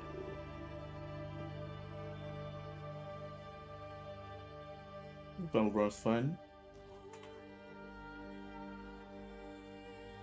I think the first out of above the table, I think I lost the sound in the beginning. For the name. Yeah. Ilvara Kresik Juno the second. Okay. Okay. Oh, lady at the front. All right. And you may call me Entropy. Entropy. Okay. Good to see you guys. Good to not see you right now. Because you're in limbo. Hey Otto, how about you tell him what you did the other week or so and ate half that woman in the street? Okay, I have Oh. no idea I did that. Mm-hmm. Oh, that is such a complicated story to try and explain to people that don't know who he Okay, is. a disclaimer: have a blood I party don't member. eat people. You ate her? Well, I think I lost Well- control of whatever Mm-hmm. whatever that was inside me. So Is that what happened to Steve? You ate him? maybe I don't know. Is that what happened to Singe? You and Singe share a bedroom. I don't think that Cinch Oh. would have been a very appetizing, though. I'm not someone that eats people, so I wouldn't know, but he is mostly made out of carbon and wood, was he not? I don't eat people. I'm just If gonna you repeat took- myself again. But yes, of course. Right. Then Phalar kind of turns and looks at both of our new party members, and he's just got this look on his face of concern that's like, it's going to be rough to get first impressions of us. We've got a bit of a mixed bag here. Just hang with us, if you will.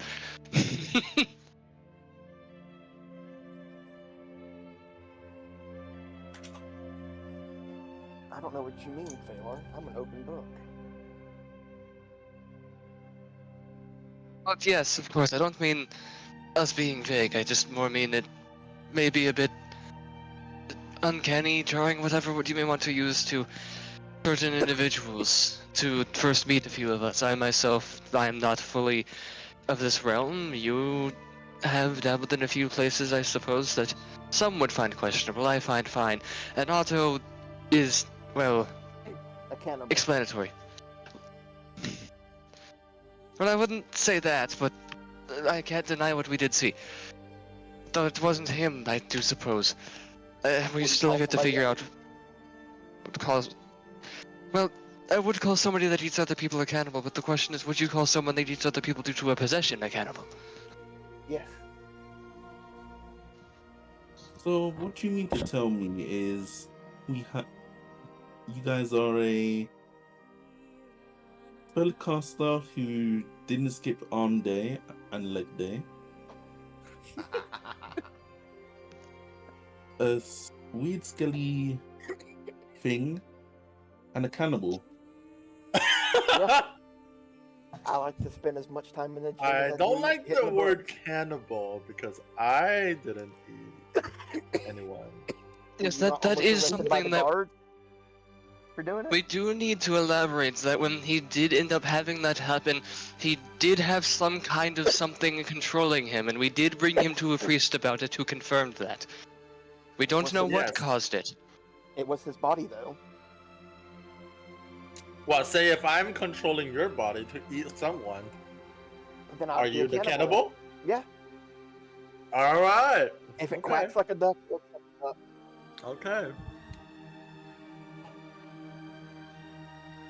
And The you, real question is, sir. did you enjoy the taste? I was shook. The moment that he came to, he immediately vomited on the floor in the church. Yeah, it's like, although it's like, you have no memory of doing any of that. Oh, Yep. so you're denying this auto, and then Klaus is gonna open his bag because he has it because he persuaded the guards to think he was burying it, and he's gonna pull out the half-eaten body that's been in his bag. Oh my god, I forgot you had Oh that. my god!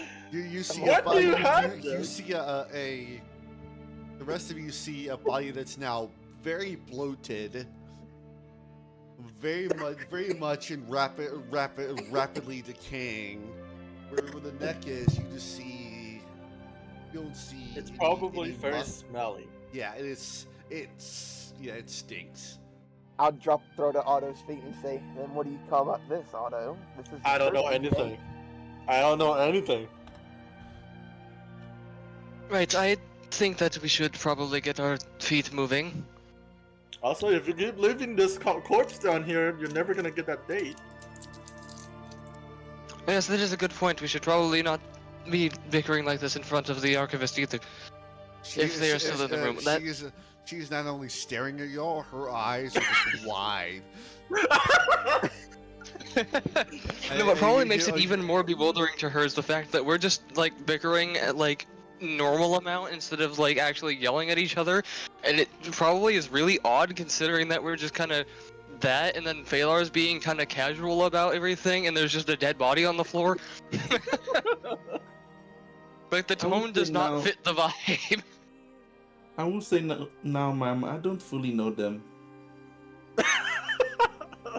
Klaus is And then gonna, Phalar will kind of chime in. He'll be like, "Yes, that they are new to the group. They are still getting used to us. This isn't a normal occurrence within our ranks." I think after a moment, she kind of pipes up and says, "If y'all are gonna bicker, can you at least do it outside?"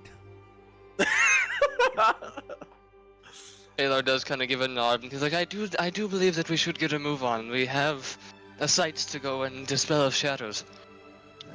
well, I think Otto should finish eating his meal first. No, thank you. Put that away. I don't want to see it This ever is your again. Otto.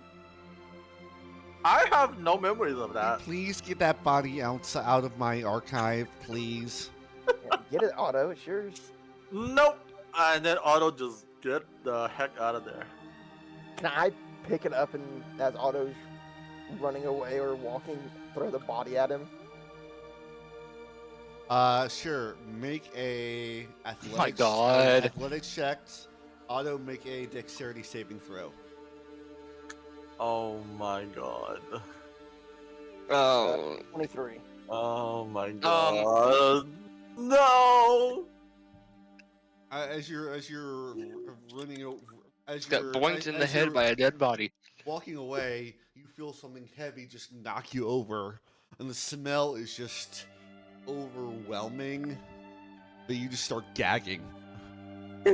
Yeah, Otto is about to. Gonna have to make a con save. Well, Alright, yeah, I'm gonna do it. I'm gonna do it. yeah, make a Con con. save. Yep, make a con save. Alright, he held it for now. Yep, for now. All those juices flowing over you. There's no type of Oh my disease God. or infection you're gonna get. Otto just like put the body like throws it away from him. You see about about two guards who are on patrol, kind of walking down the street towards you, are now like they've locked eyes with you, they've locked eyes with the body, and they are moving quickly towards you. You better run, Otto. I go talk to the guard. This is not mine. My party member just threw the body at me. I didn't do anything. Phalar kind of chimes in and he's like, I actually can confirm he did just get a dead body thrown at him. There's like the look of genuine concern on Phalar's face, like he's just like, oh my god. Can I make a check to see if any of these guards are the ones that were around the body originally? Oh, God. Oh god, they see it and they're just Oh, like, you said you God. were going to... Oh my goodness. Would that be a history check? Yeah. What is happening? 14. Oh goodness. It seems like by their it seems like by the way they're reacting that it seems like these are different guards.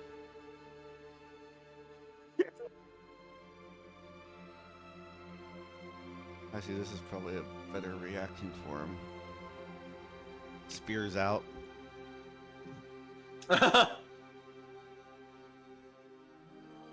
Let's put the weapons away. Or if you're gonna point your weapon, just point it at that guy. I'm gonna say to them, guards, I had permission from another fellow guard to bury this body, and I've tried to bury it, but this gentleman here stole the body from me, and I do not know what he was planning to do with it. But I think you should question him.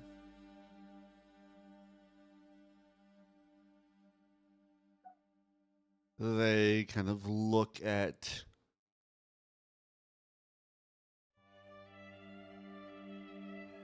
they look at the body and its state.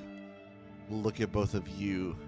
Say, we'll question both of you before making a judgment. May I make a request? May I request Lieutenant Dan to be brought here?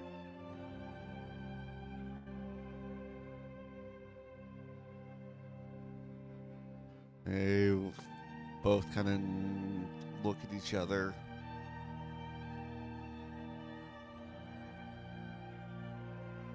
See one steps back as the other one kind of fills in the space.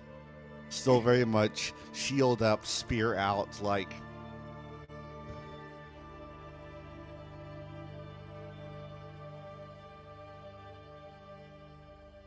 As Otto, you also see two more guards are. At this point, I should be already very far away from the body. Did you run? That makes you look even more suspicious. What do you mean more suspicious? You threw he threw the body at me. They didn't see that. They just saw you on the ground with the body. The only thing they saw was Otto in the body. Oh my goodness. So you running away from the scene of the crime? I'm not running away, but I'm just standing far away from the body.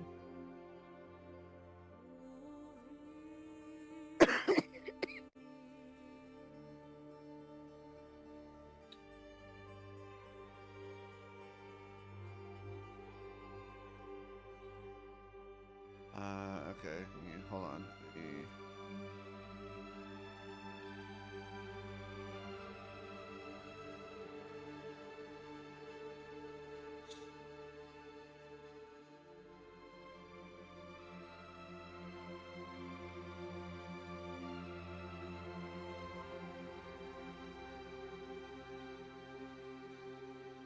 I wonder what's going through the heads of our new party members. Yeah. They're probably regretting. Probably. Probably at this point,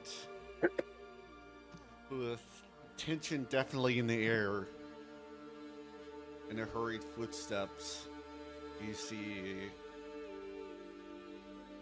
Lieutenant Dan finally make up. Oh my god, my savior. I would. Hand on his pistol, and you see he says, "What's going on? Why is there a body in my streets?" He threw the body at me, point at Klaus. I would walk up and like, oh, Lieutenant Dan. I'm the victim here. He threw the body at me. He looks Can I talk to you? he looks over at you. What's going on? Can I talk to you for a second, Lieutenant Dan? You can talk to me here. That's right. No special treatment. Come here. I'll You put my. can tell by his tone, his stance, he is all business. And it's almost like you can tell that in this moment, he's putting your previous relationship with him aside. I'll tell him. Well, this gentleman, he had been cleared of. He had been possessed and ate this woman. I think you remember a couple weeks ago. Happened. One of your guards, I asked if I could bury her. He said yes. I tried to, but I guess whatever had possessed him, the priest didn't quite get out all the way, and he stole the body from me before I could bury it. And I showed up with it here today, but I don't think we can really He blame is him. lying. I don't think He we can is blame him lying. for being possessed, but I do think to teach him a lesson, you should lock him in the stockade for a day. I think that would help clear his mind and maybe bring the priest again to help. Can we just exercise- bring a priest here and just use Zone of Truth on this guy? He is lying through his teeth right now. Okay. So Klaus, make it. Both of you make persuasion checks. He's gonna make a deception check. I mean, not insight. For both of you. Oh my god, I rolled an 8. 15. My god. He looks. he. The auto didn't do anything! You tell he looks. Seems like Klaus, like he is staring like through you with like an intensity that he is almost just scanning every micro expression, every twitch of your muscle, and then he glances over at Otto, gives him that same kind of hard stare. Both of you are not being honest. I Can we want the just have truth. Can we just have someone cast Zone of Truth? That is the truth, though. It was in my possession. I don't Look, trust anything You coming can out ask of your his mouth guards. right These two now. right here. He would point to these two. You can ask them when they came around the corner. He had the body. I was nowhere near the body. I was over here. Isn't that right, Yeah. guards? He's going. I'm not going to waste my time with this. He looks over at the guards.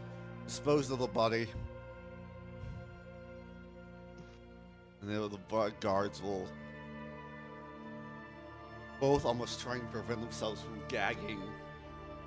Kind of like they'll pull like a piece of canvas and kind of wrap the body, and they'll both pick it up and carry it off. He'll look kind of pass the and yell to the guards, "You're dismissed." And the guards would- will walk off with I'd look at Lieutenant. the body. I'm sorry. Go ahead. I'd look at Lieutenant Den and say, I still think you should put him in the stockade for the day to help clear his head. He was seen with the dead body. You just can't deny Lieutenant that. Dan, can you just put me up? Put me in the cage for the day. I don't want to deal with him today. So like, I'm not gonna I mean, waste my time with he said, she said. He says to turn and walk off.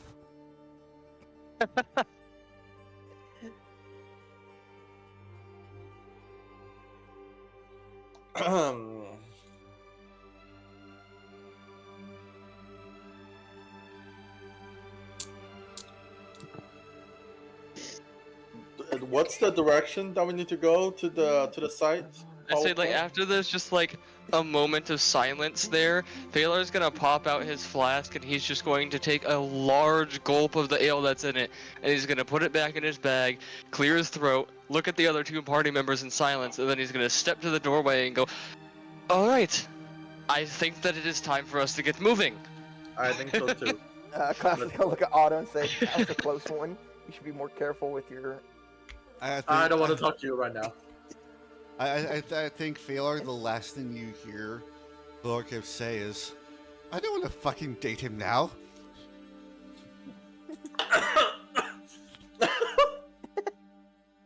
Baylor probably gets like that slight look on his face of like the like the residual burn, like the second-hand cringe kind of thing, at hearing that probably just killed Klaus's chance there, and then just kind of sighs and then just continues forward out the door.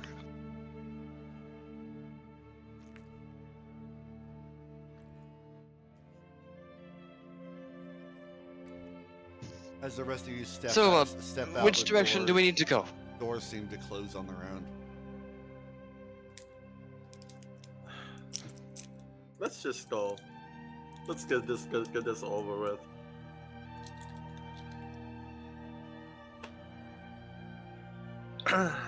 So Which direction are we going? He didn't give you a direction. She just said.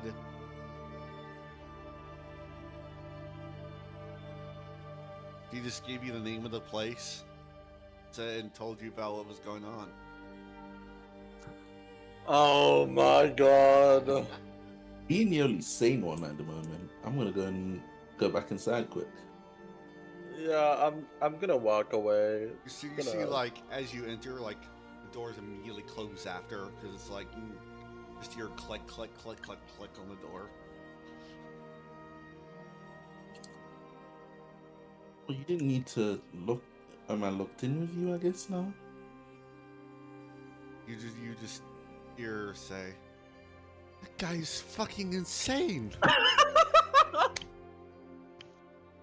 Do you blame me? Fucking dead bodies and the fuck? Does a shrug and says, "I mean, he is a little bit crazy, but that's about it. I don't know anything about him. He's crazy."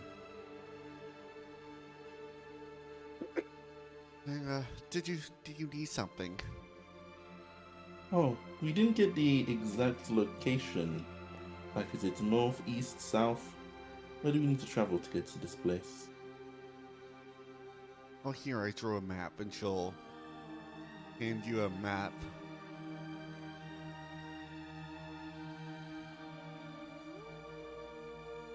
And as she hands it to you, she's gonna whisper something into your ear.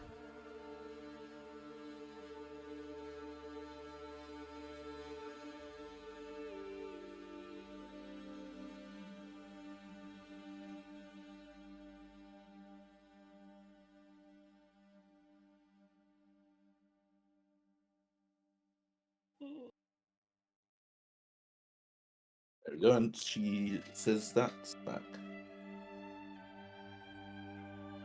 Alright.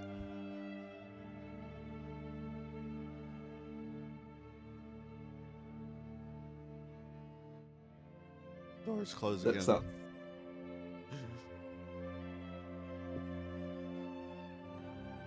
Here you go. I'm gonna throw it towards, or pass it towards, Phalar. Map of where we need to go. Ah, alright then. Let's see here. I'll kind of hold it up. We should probably get a move on before it gets too late into the day. We'd rather, well, at least I'd rather not have to deal with shadows at night, 'cause that would make them harder to see, I feel.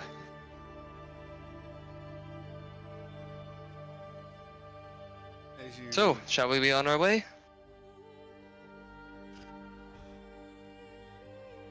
Yeah. When Yeah. you guys are.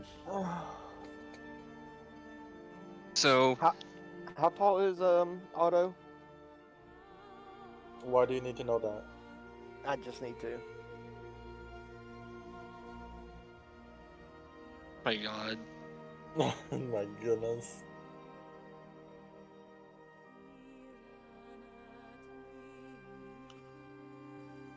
Are you asking Otto? I guess. Or are you asking above the table? Because Otto is not gonna answer you. Above table.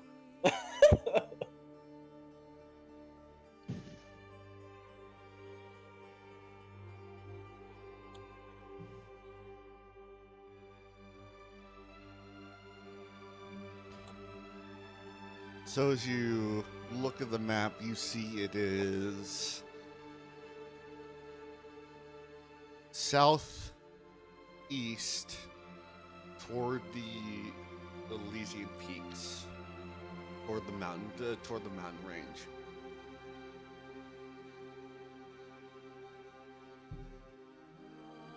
So he'll kind of look up, look back down at the map, and then he'll start to head in the direction from their location that the map would lead, and then kind of motions for everyone to follow along. Once they're ready, he's not going too fast until everybody follows, and then he'll pick up the pace. And as he's doing so, he kind of does like a motion with his other hand, and he just goes, "Alatia, flank." Alatia's going to follow behind everybody as watching our six. All right, since you're leading this troop, make a survival check. All right. Because the map is not entirely completely detailed, it just gives a general direction. Oh, is there a map to switch to? Yeah, I'm gonna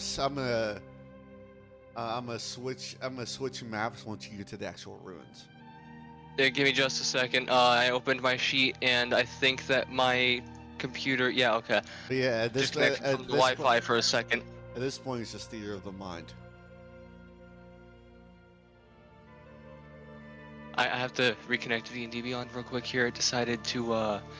Because it is. There we go. Because as long as I played in Tailspire, it's a lot easier instead of constantly switching maps. Just make maps for the more important parts, and then just use theater of the mind between, Yeah, all good. I was just making sure I got it right. Yeah. All right, there we go. I don't have a very high survival roll. I would have Whispers of the Dead guiding me on that, but I didn't choose that when I woke up. So, however, I do believe. Hold on. Okay, we're good. So kind of leading the troop, kind of looking at the map, kind of like keeping the mountain like kind of as your main focus. You eventually start making your way toward the mountains where you see like this long kind of jagged path that seems to spiral up the cliff.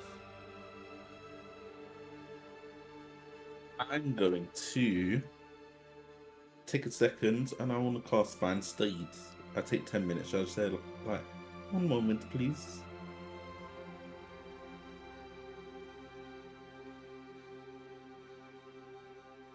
As I jump on the horse and You see coming towards her a shadowy horse as she just sits on top.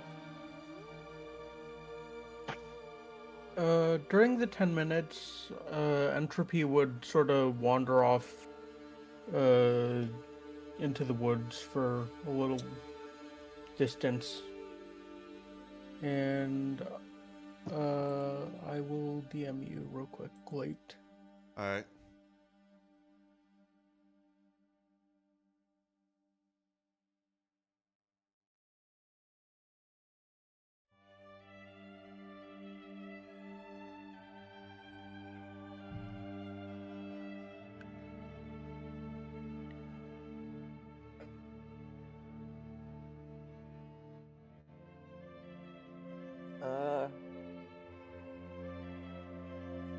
I guess for my 10 minutes, I'll just study that note some more and investigate it and try to understand its meaning more.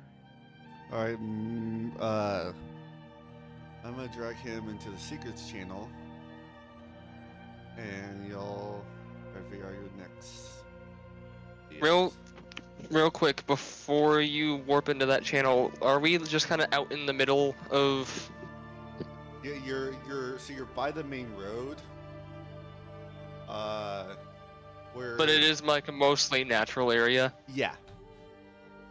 So while kind you of are kind of at a precipice of where the cliff, where like the natural kind of ravines of a cliff start to lead upward, kind of creating this jagged path that leads upward up the mountain. all right, I was asking, so I was gonna say like, if I could ask before you guys leave, while you're gone, if I could make like a survival roll or something to see if I could find any, you know, like I did with the marsh, see if there looks like there'd be anything I could pluck up for my alchemy nearby. Yeah. Or survival or nature, I'd imagine probably be the two, depending on what I end up finding. I'll roll that while you're gone, and then we'll figure out what that does when you get back. All right. We shall return.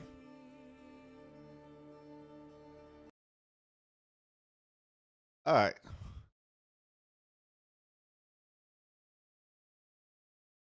So. Okay. And hold on, I gotta find it.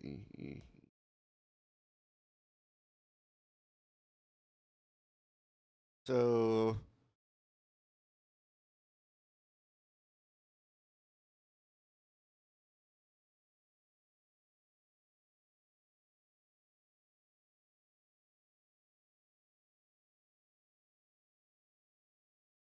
As you. So. How does normally Entropy would prepare to contact his patron? Besides just, casting a spell, but. He would probably set his helmet down in front of him, and he would definitely use the large greatsword to sort of draw symbols into the ground around the helmet, sort of to use his helmet as like a Like an anchor? anchor, yes. So To as you kind of sit down and Okay. close your eyes, you feel just this darkness. Even before your eyes are even closed, you just see darkness close your entire vision. Slowly, almost suffocating at first, as you feel as the sounds of nature almost seem to vanish. It's this eerie stillness. As you blink, you find yourself standing on this plain of cracked obsidian, where you see with the sky swirling in tires of ash and shadow.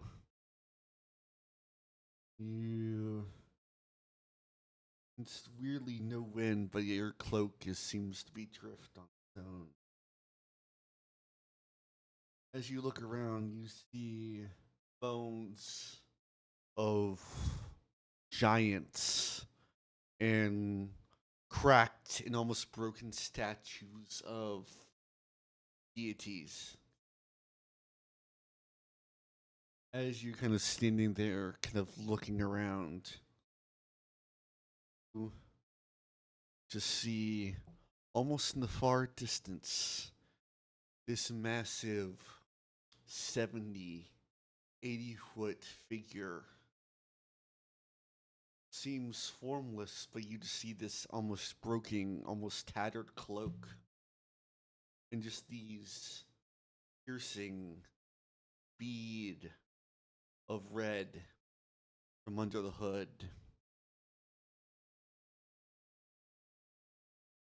A soft voice fills your mind. Child, chosen. You wander in a world that does not see you, does not fear you, but it will.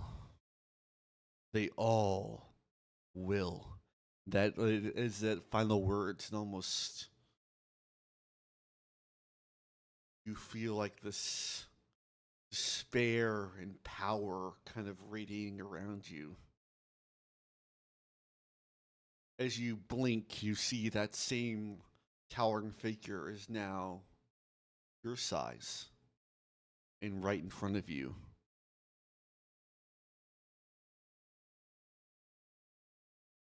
You see as he raises his hand, a skeletal clawed hand of like flickering shadow. As he holds it out, as part of the shadow kind of flickers away, you see that in his hand is this small, purple almost gem. And you hear once again a gift, not of kindness, but of purpose. As he slams his hand on your chest, just feel this overwhelming pain. It feels like almost every fiber of your being is on fire. You try to scream, but no sound seems to come out.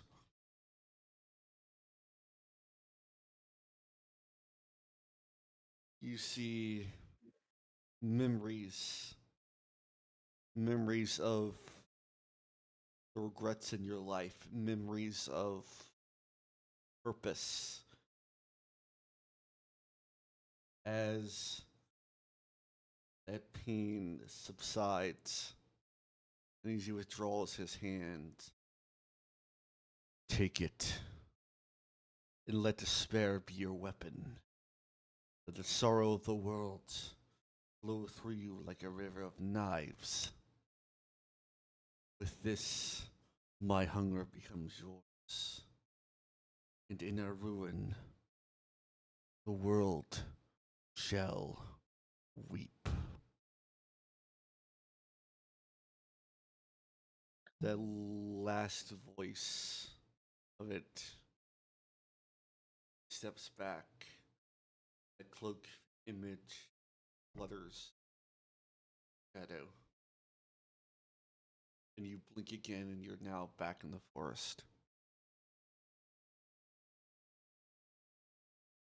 As you blink, your heart kind of pounding.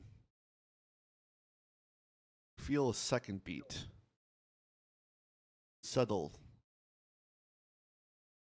Feels like a heartbeat, but it's almost like the small pulse in the center of your chest.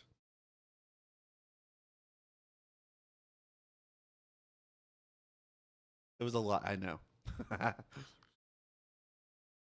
All good, all good. I'm writing it down.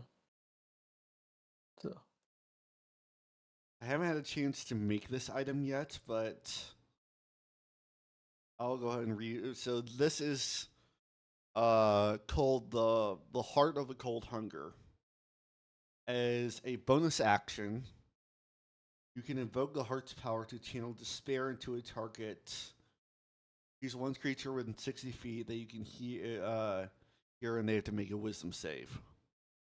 So free fear, and this is a ascending item. So basically, right now it's a common, but as it grows in rarity, it grows in power. Ooh, that's cool. Yeah. Yeah. Okay. He would mumble under his breath. Thank you, my lord. I will spread your good, or not. Sorry. I will spread your deeds throughout the land.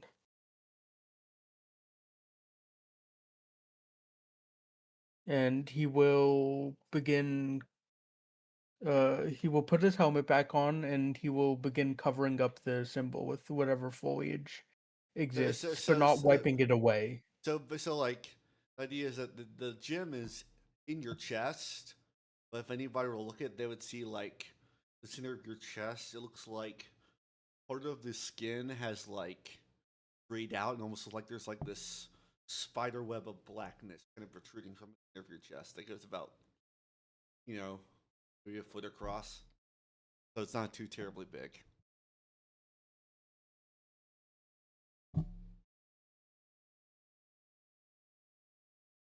All right, have that noted. All right, I'll DM you what it does, and you can just add it to your inventory for the meantime. Okay. All right, I'll move back up. All right.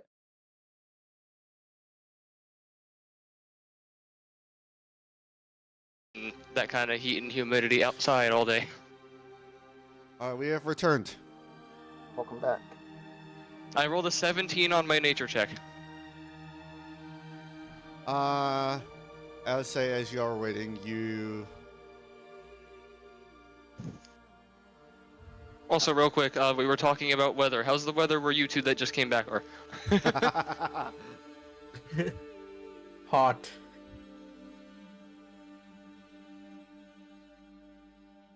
We can figure the stuff out you find, in sessions. Did I need to make a roll for studying the note?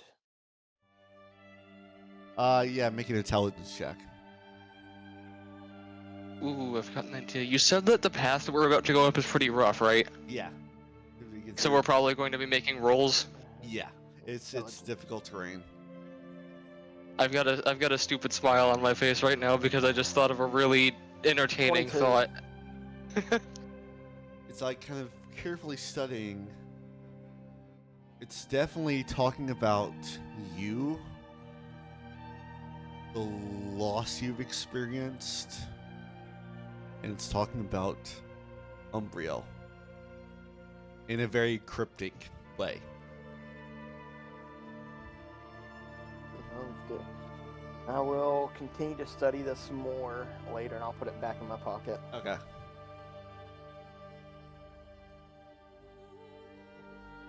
All right, so as well, since Vera's got a horse. Yeah, that's what I'm not gonna lie. Vera, you having the horse is what sparked what I'm about to try. So we're about to go up rough terrain. The question is, I guess the horse would.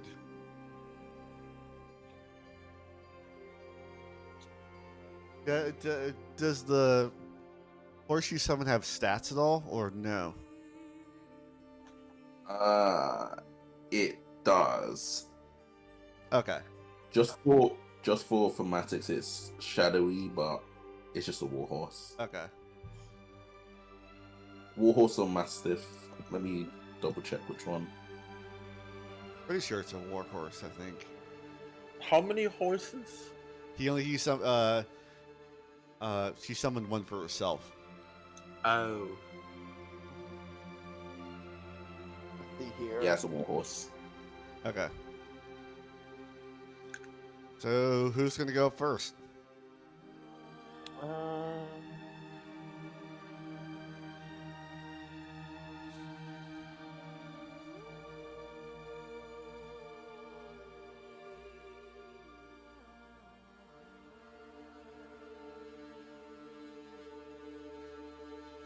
I don't have any climbing supplies, but if is willing to lend me any if they have some, I can attempt to set a path. I don't have climbing supplies, but I don't know if anybody else does. I did have a bit of an idea.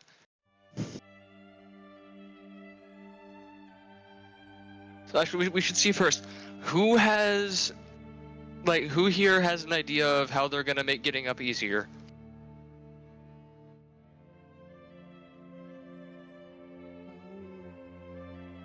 I'm already just chilling on my horse. Got a horse. I've got an idea. I might be able to use my idea for myself and another person. I have my own way up. All right. How about you, Otto? You got a way you're getting up easier?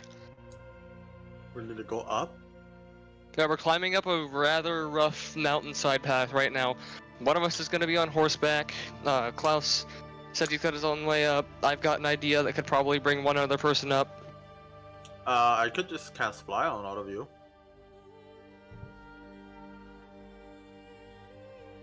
Yeah, you could do that. Yeah. So my idea was to have Alacha carry me up.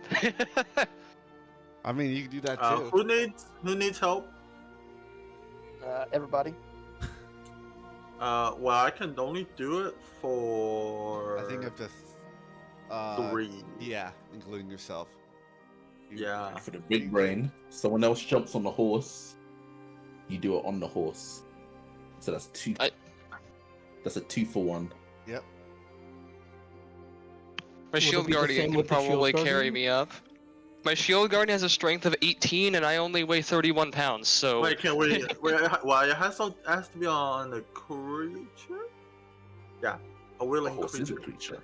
So horse is probably fine, but your iron giant probably not. well, it's considered a creature because it's a construct. It's just creature is just the overarching. It's a living thing. All right, what is our DM thinks? Alacha could probably pick us up. It's size large, so Yeah, I mean, you know, Latia's gonna have to make a check, but other than that, yeah. It's going to be a better check than mine because it has a higher strength.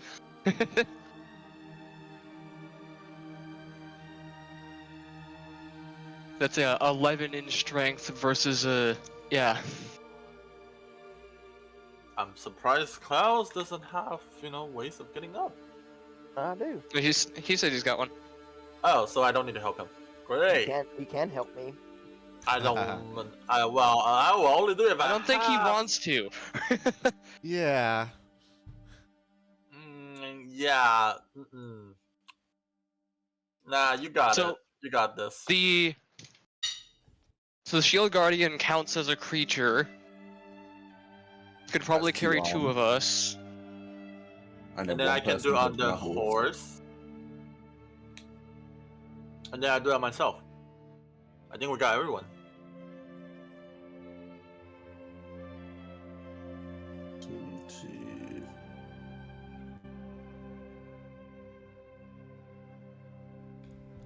Yeah. All right, Pretty so sure. so just so I get this straight, Alatia is carrying who? Me and I think it was Entropy, right? Yeah. All right. I believe so. And strength 18, 15 times for carry weight. I only weigh 31 pounds. Don't know what Entropy weighs, but at the above table, the reason it's either 31 or 41. Either way, the reason that Phalar weighs so little is because when somebody becomes disembodied, they lose 3/4 of their weight.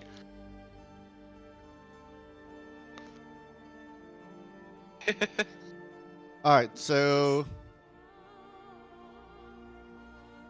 for Entropy and Phalar on Big Boy Robo. Yeah. Klaus, you can get on my horse.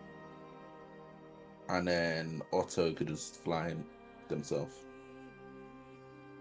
Yeah. I think I'll hop Otto the back planned of on the horse. also flying the horse and Alatia because Yep, so it's horse, Galatia, and all right. So Otto. who's gonna go first? Or is everybody just I'll gonna go talk about it? I'll go first. I don't know where we are. Mystere the mind right now. Yeah. We're going up like a rough mountainside, pretty much. We're just, imaginationing it. Yeah. I know I said that wrong. I did it on purpose. I start flying. All right, yeah, you're able to fly up, no problem. I made it, right? Yeah, as you kind of fly up, you see this like half-broken tower. Land almost seems to all the life. It almost feels like a lot of the life around this tower is just gone. A lot of the plants are dead, trees are dead. We do see like a sprinkling of kind of smoldering torches kind of around this tower.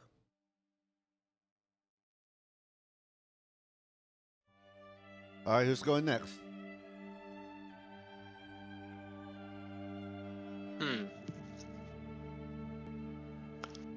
Or we can just fast forward through this. And, The horse can fly. The horse is flying, yes. all right, so you're up there. All right, And so I jumped on the back of the horse. okay. So So I guess all that's left is for Latia to make an athletics check. I think...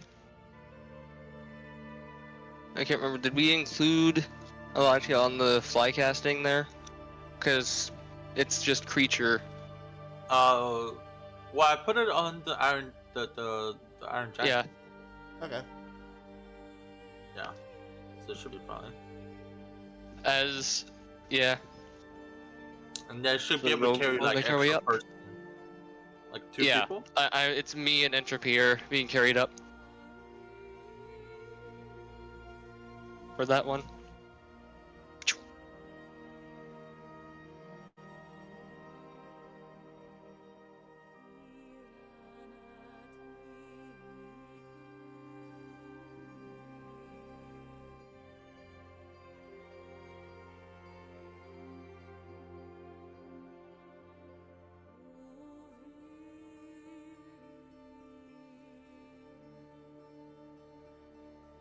Parker.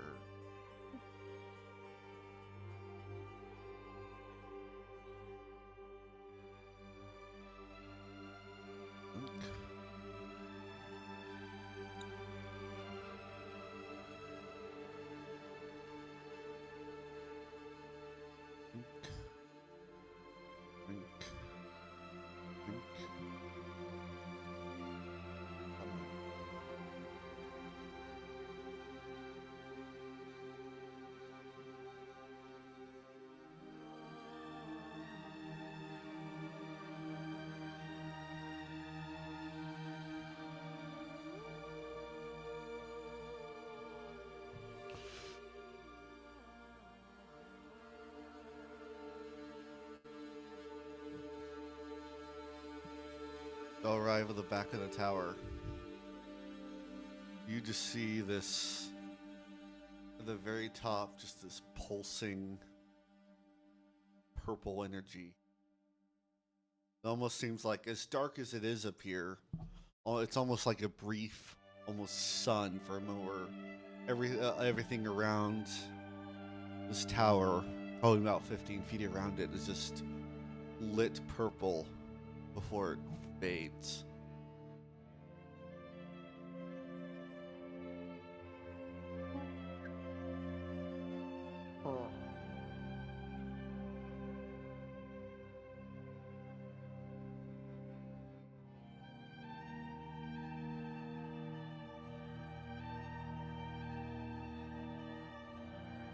can I? Purple fades. If we sit here for a while longer, does that purple light come back? Yeah, it's about 10 seconds and then it glows again.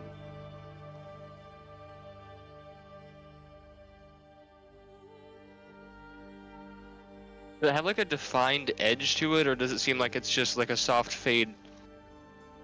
It's like can't quite tell from where you're at, but it's like it's more like it's coming from inside the tower. So like you just see the top of it glow before fading. Oh god, I can only imagine how bright that's going to be once we get inside.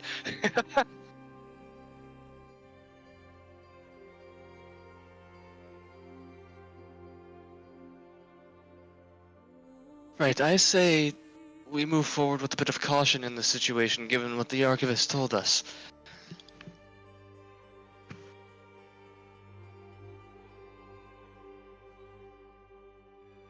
Does anyone have any potential ideas on how we might be able to get in? I can do a bit of scouting ahead if we can manage to find a way in.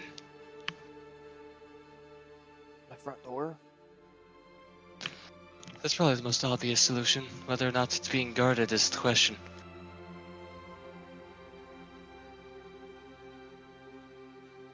Well, why don't we check? Ah,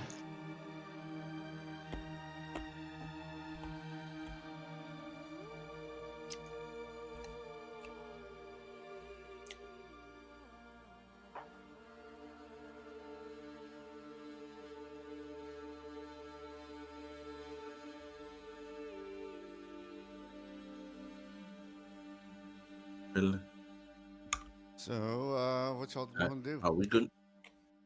Are we going to go check, or are we going to stand here and just do nothing? Can someone point to me? Oh, is the building? Is that what we're checking? There's only one building on this map. All right, let's go then. did you after not you- realize that we changed maps? I don't After see you- the I- map. I had to zoom out. Mine says waiting on GM, I think. he may not have pulled you. I put Accident. his mini down. Hold on though. Someone. Okay, there you go. There he is. There we go. Klaus would look at Entropy and say, "After you, this is your quest." Very well.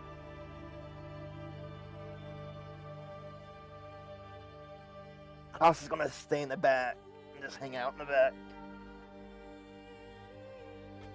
We'll begin walking up to the... Can you ping where the front door is? I think right here. Right, okay. You just get like 3 different people pinging the building. Yeah. Yeah, it's right here. Wait, how many pings can we cover the right, door in? Right there. Everybody's Yeah, picking something different. We'll walk around and head to the front door. I'd say probably as you're walking, once you're walking past like this tree that Phalar was against when you were back there, he probably is trailing behind you a distance, and he's like, if you need me to step in ahead of you, I can do so. As we're approaching the front. Yeah, above table, y'all don't know what Klaus has seen. Them lingering injuries are no joke. Yeah. That's what I'm saying in the back.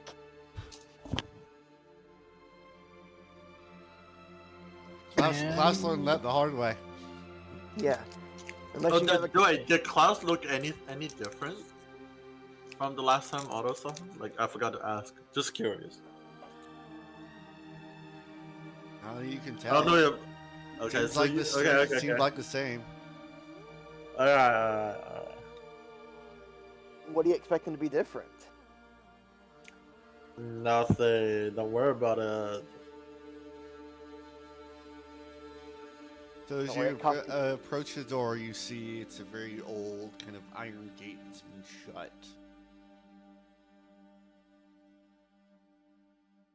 Do I see any potential mechanisms for opening it? Make a perception or investigation. All right. That is a 16 perception.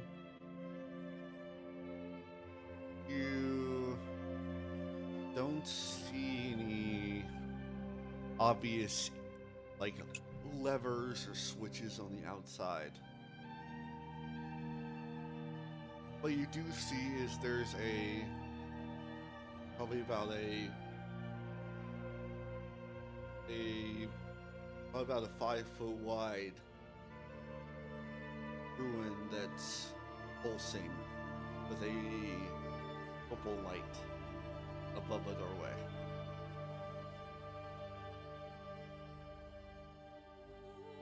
And that's out here? Yeah, it's like Okay. it's like right here above the doorway. And fly would have expired by now, correct? Not unless he's dropped concentration. Oh. Then I will sort of begin hovering up to it and I will take a look at what it is.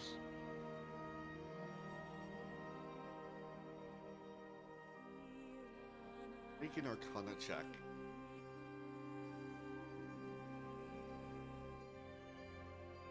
$15. I think this might be related to the door. Not entirely sure.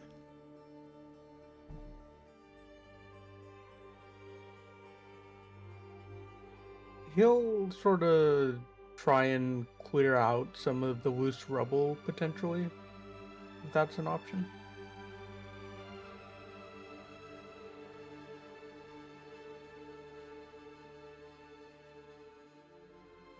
Most of this, despite it being as old as this tower is, it seems like at least the door frame of what's holding this gate seems pretty sturdy. So there's nothing loose you find. Okay. He'll sort of call over the rest of the group to take a look at the glowing ruin.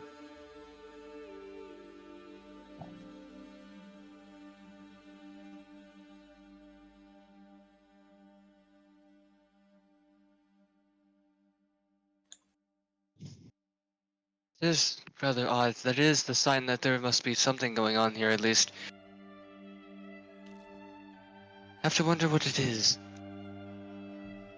If we can't figure it out soon, we might as well see if the shield golem can just lift the gate open for us.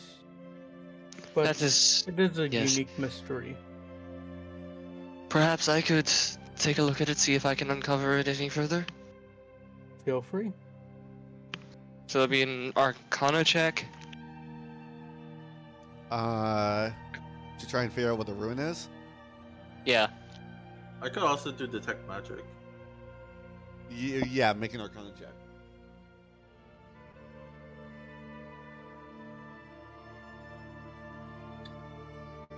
Damn. You got no idea. It looks like a big, fancy, glowing room to you. Taylor just kind of looks over it, and he's just kind of like, huh. Yes, I have no idea. I'm usually a bit more adept with magic. That's not striking any bells. Wait, guys, where's Klaus? I'm hanging out in the back. And Taylor just kind of does like a kind of over his shoulder nod, and he's just like, he's that way. He's hanging back. Isn't it kind of odd? He's usually in the front. I'm just watching y'all smoking my pipe. He's probably still. I mean, he seemed a bit out of it when we first when he first woke in the tavern. He might still be recovering from drinking or something. Otto, you're another adept with magic. Do you want to try and give it a look? Sure. I can cast detect magic. Let's give it a try.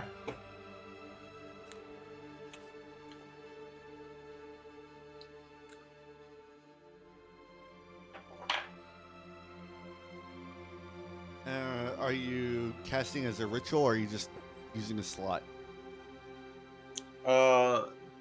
Use. No, I think I have a magic initiate. So,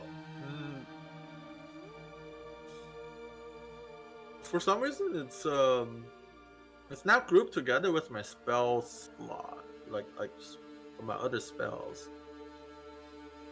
Does that take a spell slot? I mean, you can either, I mean, if you had actually either spend 10 minutes to cast it as a ritual, or if you have a spell slot, you can burn one. Yeah, I'll just do ritual then. We'll fast forward and say you get a sense that this ruin is related to the gate and keeping it closed. Where's the thing that I'm detecting? The ruin is like right here. Oh. Is it like does it seem like a button, or is it just a rune carved onto? It's a ruin carved into the stone. Oh. Am I only detecting that rune? Is there anything else? At the moment, you're only you detect some more. You detect heavy magic way above you in this tower. Okay. In a heavy, dark presence.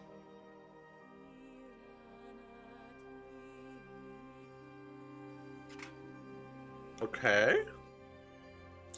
I point my finger at the rune that I detect and tell everyone, okay, I think it's that rune up there that's controlling the gate. Anyone know, like, how do we get it open? I We- haven't a clue. Anyone We else? could fly to the top and work our way down. There's bound to be I an think opening that- mechanism at the bottom inside. But I also detect something like magical up there. Might be a little dangerous. Everything that we do is dangerous at this point, I feel, Otto, though that is still a good thing to note. Yeah. Like if we get up there, there's no way to come back down unless, because I'm about to run out of spell slots. I will step out of the way in case the Shield Guardian wants to try opening it.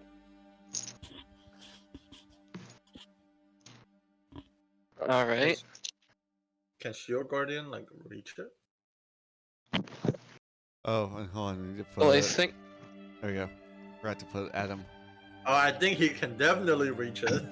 yeah, I again repeat, Shield Guardians on average stand between 15 to 20 feet tall.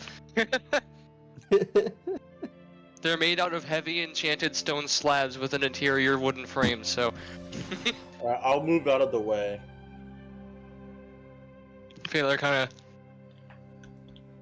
steps back a little bit and then kind of looks over at Latja and gives a nod. And Latja is going to move towards the door Alright. and firstly just reach out and kind of like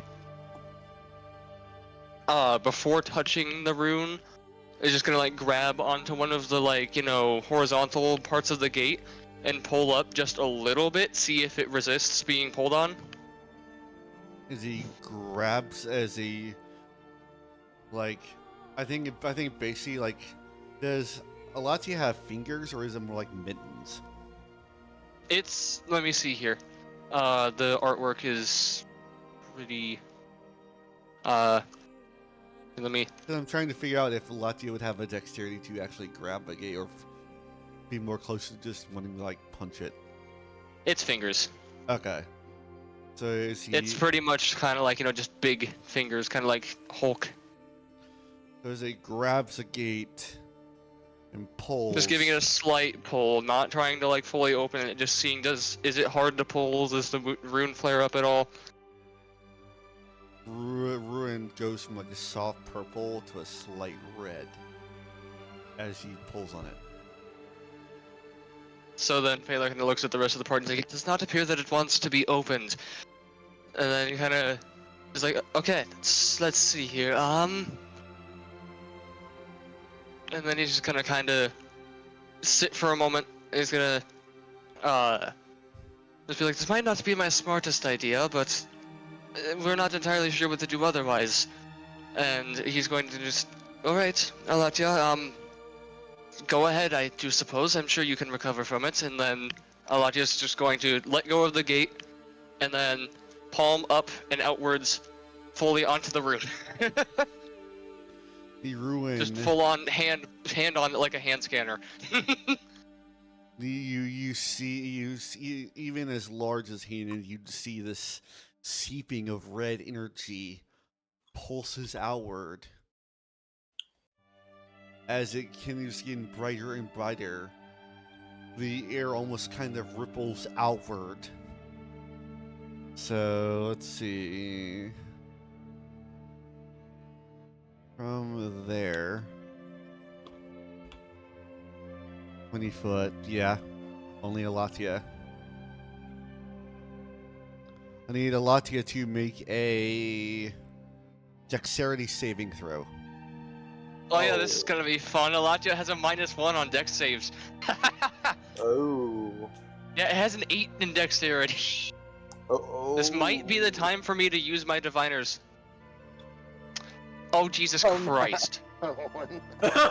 It's not gonna matter anyways. I'm sure turning that into a 7 isn't going to matter. It's not a 1, you know? Yeah, it wasn't a critical fail. It just got turned into a 1 by modifier. I like the new GM roles that keep them secret now. Alright, Ghost hold on. dice. I do roll one more. I rolled an 8. So, Hope you like Oh yeah, Melania. are our new players aware that we're using explosive dice? yep. Okay. So Latia takes 33 points of force damage. Oh. Okay, hold on. I'm gonna gauge the Wait. reaction based on.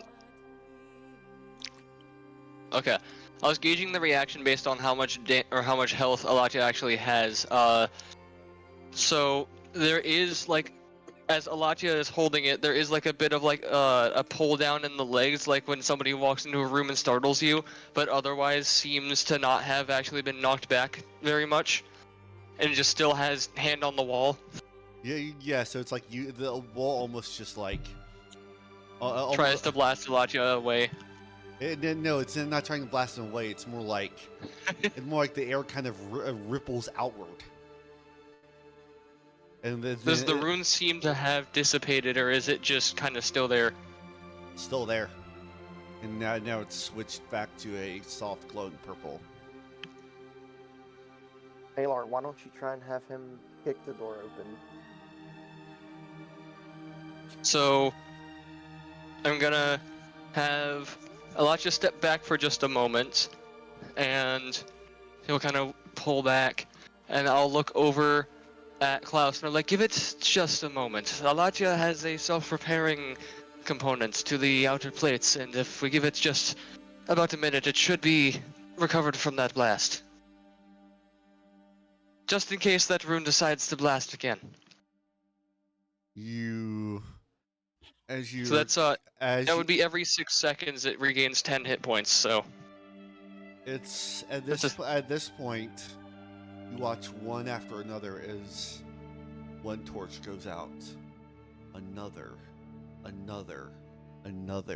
almost in rapid succession, and you just feel this oppressive darkness all around you, as you just hear this almost like loud screech that fills the entire air.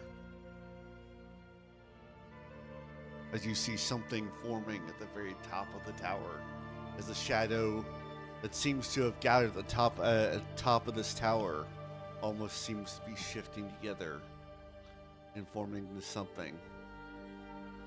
I think that's where we're going to end the session because it's getting late. Okay. Ooh. If that's Yeah. about to be an initiative roll, by the way. Cool. Yeah. We can roll. Okay. Well, Do you wanna know what- I mean, not yet because you haven't encountered it yet. But this is more like Okay, so- this is more like a sign of what you just did. Told it you are there, Yeah, and it's just making. that's why Taylor outright said. It's just making its presence known. Taylor outright said this might not be my smartest idea, but here we go. But I will say, Open the front door. I was actually counting